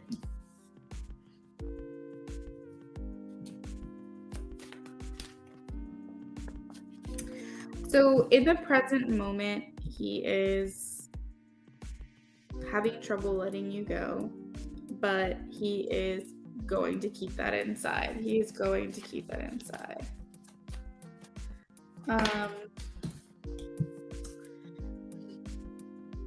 Presently, he feels restricted, like he can't move towards you.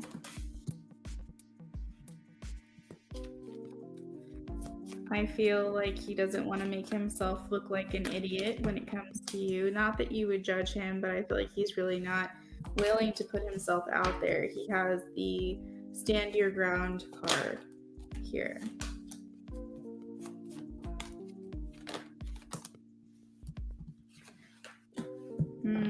So he has this inner conflict with himself that I'm also feeling he's getting headaches quite often lately. And I don't know why I'm getting that message, but I feel like he is getting headaches because of all this tension that's going on in his mind. This it's almost self-sabotaging behavior, but what I'm getting is that he's having a hard time like letting go of the past with you, but he's so desperate to have a future with you. And in general, just a new start. So it's like he's trying to kind of reflect or redirect his attention towards what's to come moving forward and not so much think about what's already happened in the past and not dwell on the past. But it's like this duality because sometimes he feels himself really thinking about you and thinking about what you guys have experienced together, maybe your intimate moments or time spent if you guys went on dates or the conversations that you've had. He's holding on to this so tightly, but it's like he so desperately just doesn't want to think about it, but he just does anyway, and he can't help himself. And so it's like one thing that I'm getting is that he really can't help himself when it comes to you. It's very hard for him. But he judges himself really, really strongly when it comes to his feelings for you. He feels almost guilt or shame associated with those things. And he also has a hope for something to happen with you guys in the future. But I think that he also feels like he's a little delusional if he thinks that's going to happen. So he tries to go, stop thinking about the past. Let's think about the future. But you're still there. You're still there. You're everywhere. Like the Michelle Branch song, you're everywhere to me. And when I close my eyes, it's you I see. You're everything that made me believe I'm not alone. Like, I think that's the words. And like, so Michelle Branch, Everywhere, that's what song's coming to mind. And so I think he's struggling a bit. He's having a hard time with it. Because I think that you're like, and he does have a choice in this. He can decide to talk to you, or he can decide to be with you. But and he does feel like you guys are connected, that you guys are very compatible for each other. He sees this as well. I think he almost feels like you guys are really good matches for one another. And I think that he wishes that there was still the ability to see where this goes and let your relationship play out. But I think that he does feel a bit backed up against a wall, like he can't let himself dream and wish or fantasize for too long, because reality kind of comes back in, kicking him. So there he goes and tucks you away for a little while until he can think about you again. I think that he is worried that you feel like he abandoned you or like walked away from you. And I say this in like just the very basic sense. I don't mean, and it could be an interpretation that he literally said, we can't do this anymore, and walked away. But another interpretation is that you feel he gave up on their connection. And the third interpretation is that he wasn't able to be everything you wanted him to be. And so since you guys didn't agree on that, you couldn't move forward. He walked away and abandoned the connection. Because I think there are times where you feel like, where he feels, I'm not sure, like he could have done more. He could have tried harder. He could have been better. He could have, but I feel like too, at the same time, you guys realize that that was a different place and that was a different time, and things are different now. And the only way that you guys can try or attempt to, or have any hope for any possible future together, is to stop dwelling in the past. And so it's interesting to kind of be here in this place with him, because he thinks so much about the memories. He thinks so much about you and your interactions. And I think honestly, the more he remembers these memories, the more they alter, the more they change, or the more that he has a hard time remembering exactly what happened, because he changes it in his mind every time. And every time he thinks back on that memory, it's like he doesn't know if what he experienced is even real anymore, just because it's been a long time. And yeah, it's like I almost hear him saying, like, I wish I had a tape recorder. Like, I wish I had a phone that I could have recorded us, because then I could go back and watch it and see that it's real. So yeah, this is interesting. You never had an official ending. So like, yeah, he feels like in some way he abandoned you, or he feels that you feel he abandoned you. That sucks, not having an official ending. Ugh. It makes it so difficult.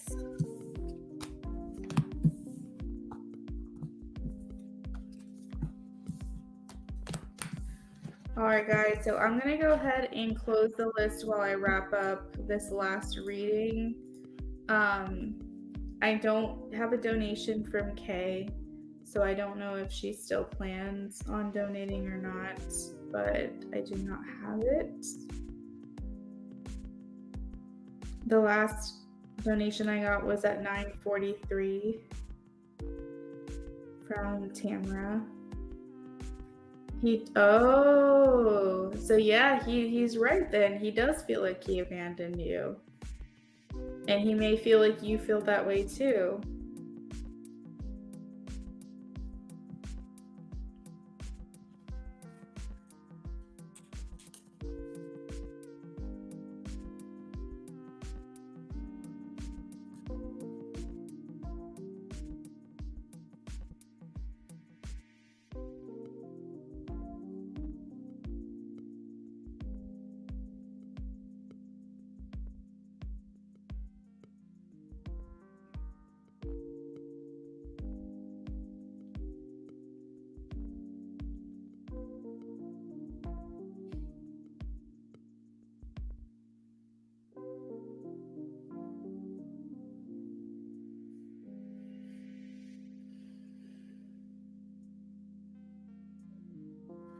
All right.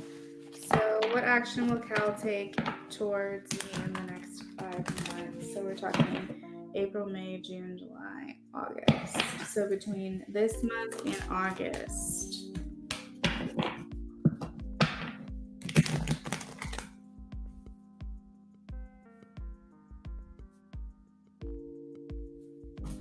Between April and August of this year, what action will Cal take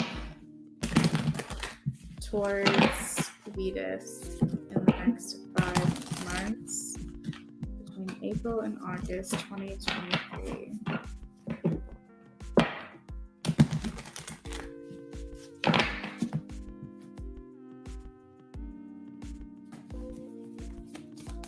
What actions?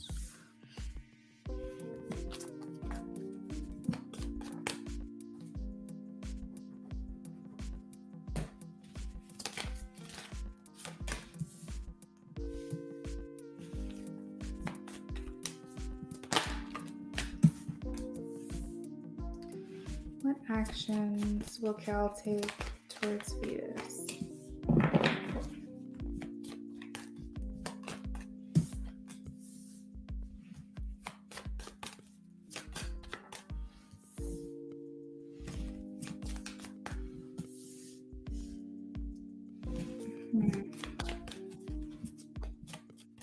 Okay, so the first thing I'm getting is that you're going to be doing more waiting.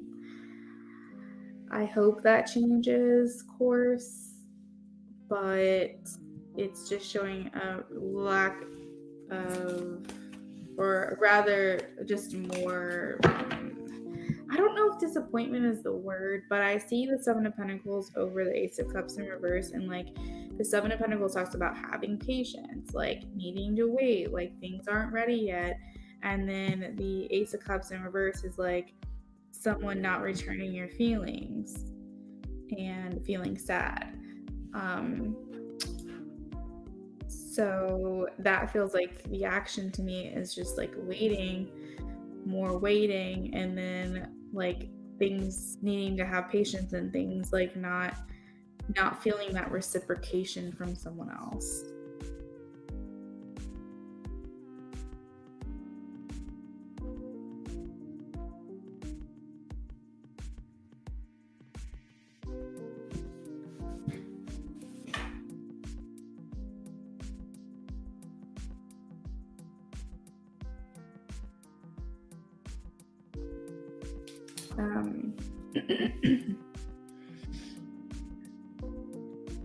Like I still feel like he's quiet. I feel like he's holding back.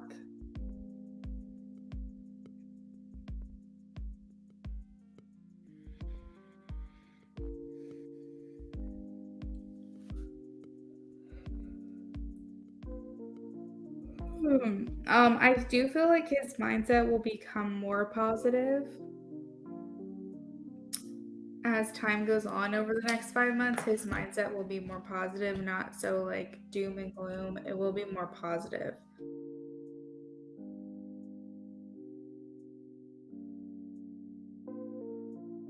Like more hopeful. As you said in one reading, I always felt it was cat and mouse. Okay, like the chase kind of thing. Yeah. See, here's the thing, Vetus, is that I think that it's coming from a place of him not wanting to lead you on. And when you come from a place of not wanting to lead someone on, you do come from a place of love and respect for someone else's feelings. Did he actually handle it the right way? No. But I think that his underlying reason for doing things the way that he did them was because he didn't want to hurt you. He didn't want to make you feel like he could be something or do something than what he actually could do. And I feel like that was out of being respectful of you and your feelings. So even though it might not feel like that, I do feel that was the situation, because here's the thing, like he does care about you on some level, and he still does and always will, and maybe at some point he'll tell you that. But I do feel like he wasn't doing anything to be mean. I think he just, and not only that, but it wasn't easy for him either. And so I think the easiest thing he thought was, let me just end this right now the best way that I know how, because if I keep entertaining this with her, I will get like wrapped back up in all of this and it will be hard for me to walk away.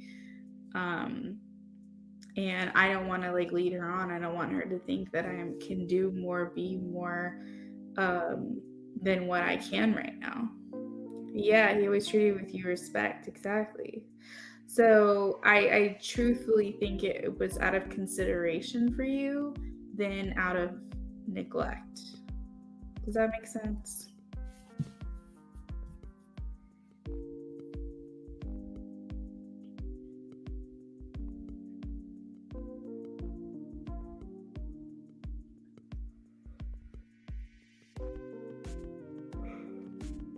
I also feel like he is not going to be able to show you much action over the next 5 months because he is working on, I guess, locking himself down, securing himself. He's very much money focused for the next 5 months.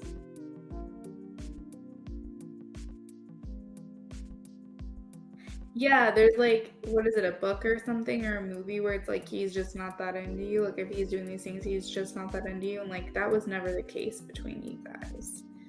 He was very into you.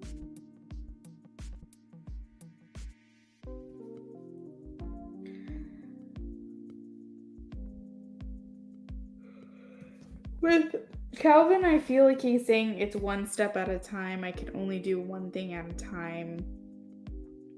I have to focus on this right now. I can't focus on all these other things. He's not good at multitasking.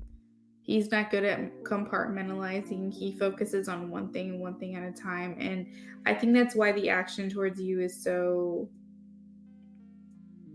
quiet, like crickets, like silence. I don't feel much action heading your way because he's very focused on his finances over the next few months. He could even be suffering financial hardship and he's just trying to stabilize himself and he can't think about anything else right now. And if he has a good job, then I think it's just a matter of him trying to achieve that raise or that bonus or that promotion. We don't know what's going on with each person individually. You know, financially is our own personal struggle. So he's just working right now. Or I meant not personal struggle, sorry. I meant money is our own personal like situation and our own personal experience. That's what I was trying to say. Is very busy for his business. That's good. So yeah, I would say you can just trust more of the same. I promise you, the second I see a change, I will be telling you. The second I'm feeling it or seeing it, I will be saying something. But yeah, between now and August, it's like he's just doing one thing at a time.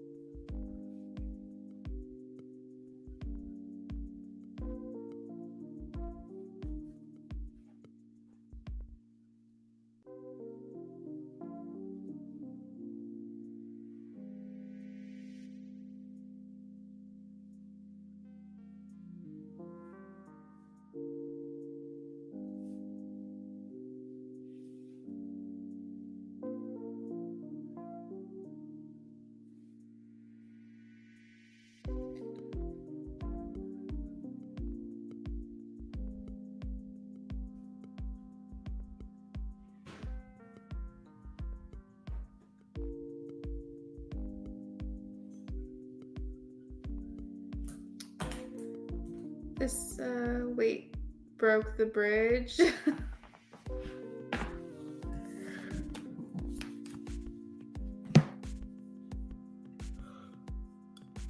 Oh my god, what is wrong with me?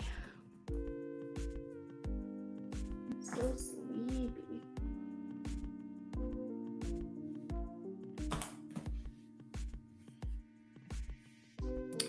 So you end the relationship in such a way that you can never go back and restart the relationship again. Or perhaps you could, but it would require you to get forgiveness of the person whose bridge you have burned, even to try. Oh, yeah. If that's the case, y'all broke that bridge. Or he broke it, rather. Just a country expression. Yeah, no. I understand it. I thought that's what that meant. That's why I kind of chuckled. But I was like, wait, let me Google this expression just to make sure. But yeah, that is accurate. Are you from the country? Oh yeah, you are. I remember. You are. Like Midwest or something? That's what I was thinking when you said more waiting. Trust it. Trust your gut, girl. Trust it. All right, y'all. It has been a pleasure. It's been a lot of fun. You guys will see me back tomorrow with something. I don't know if I'm doing an audio stream or what the plan is. I have to just listen to my body right now. But you'll see me back. You'll see me back tomorrow. And if you're following me on Telegram, you will get that information. You will know. You will be the first to know. That's right, Texas. Yep. I got family in Texas. In San Antonio. I have family in San Antonio. All right. Good night, guys.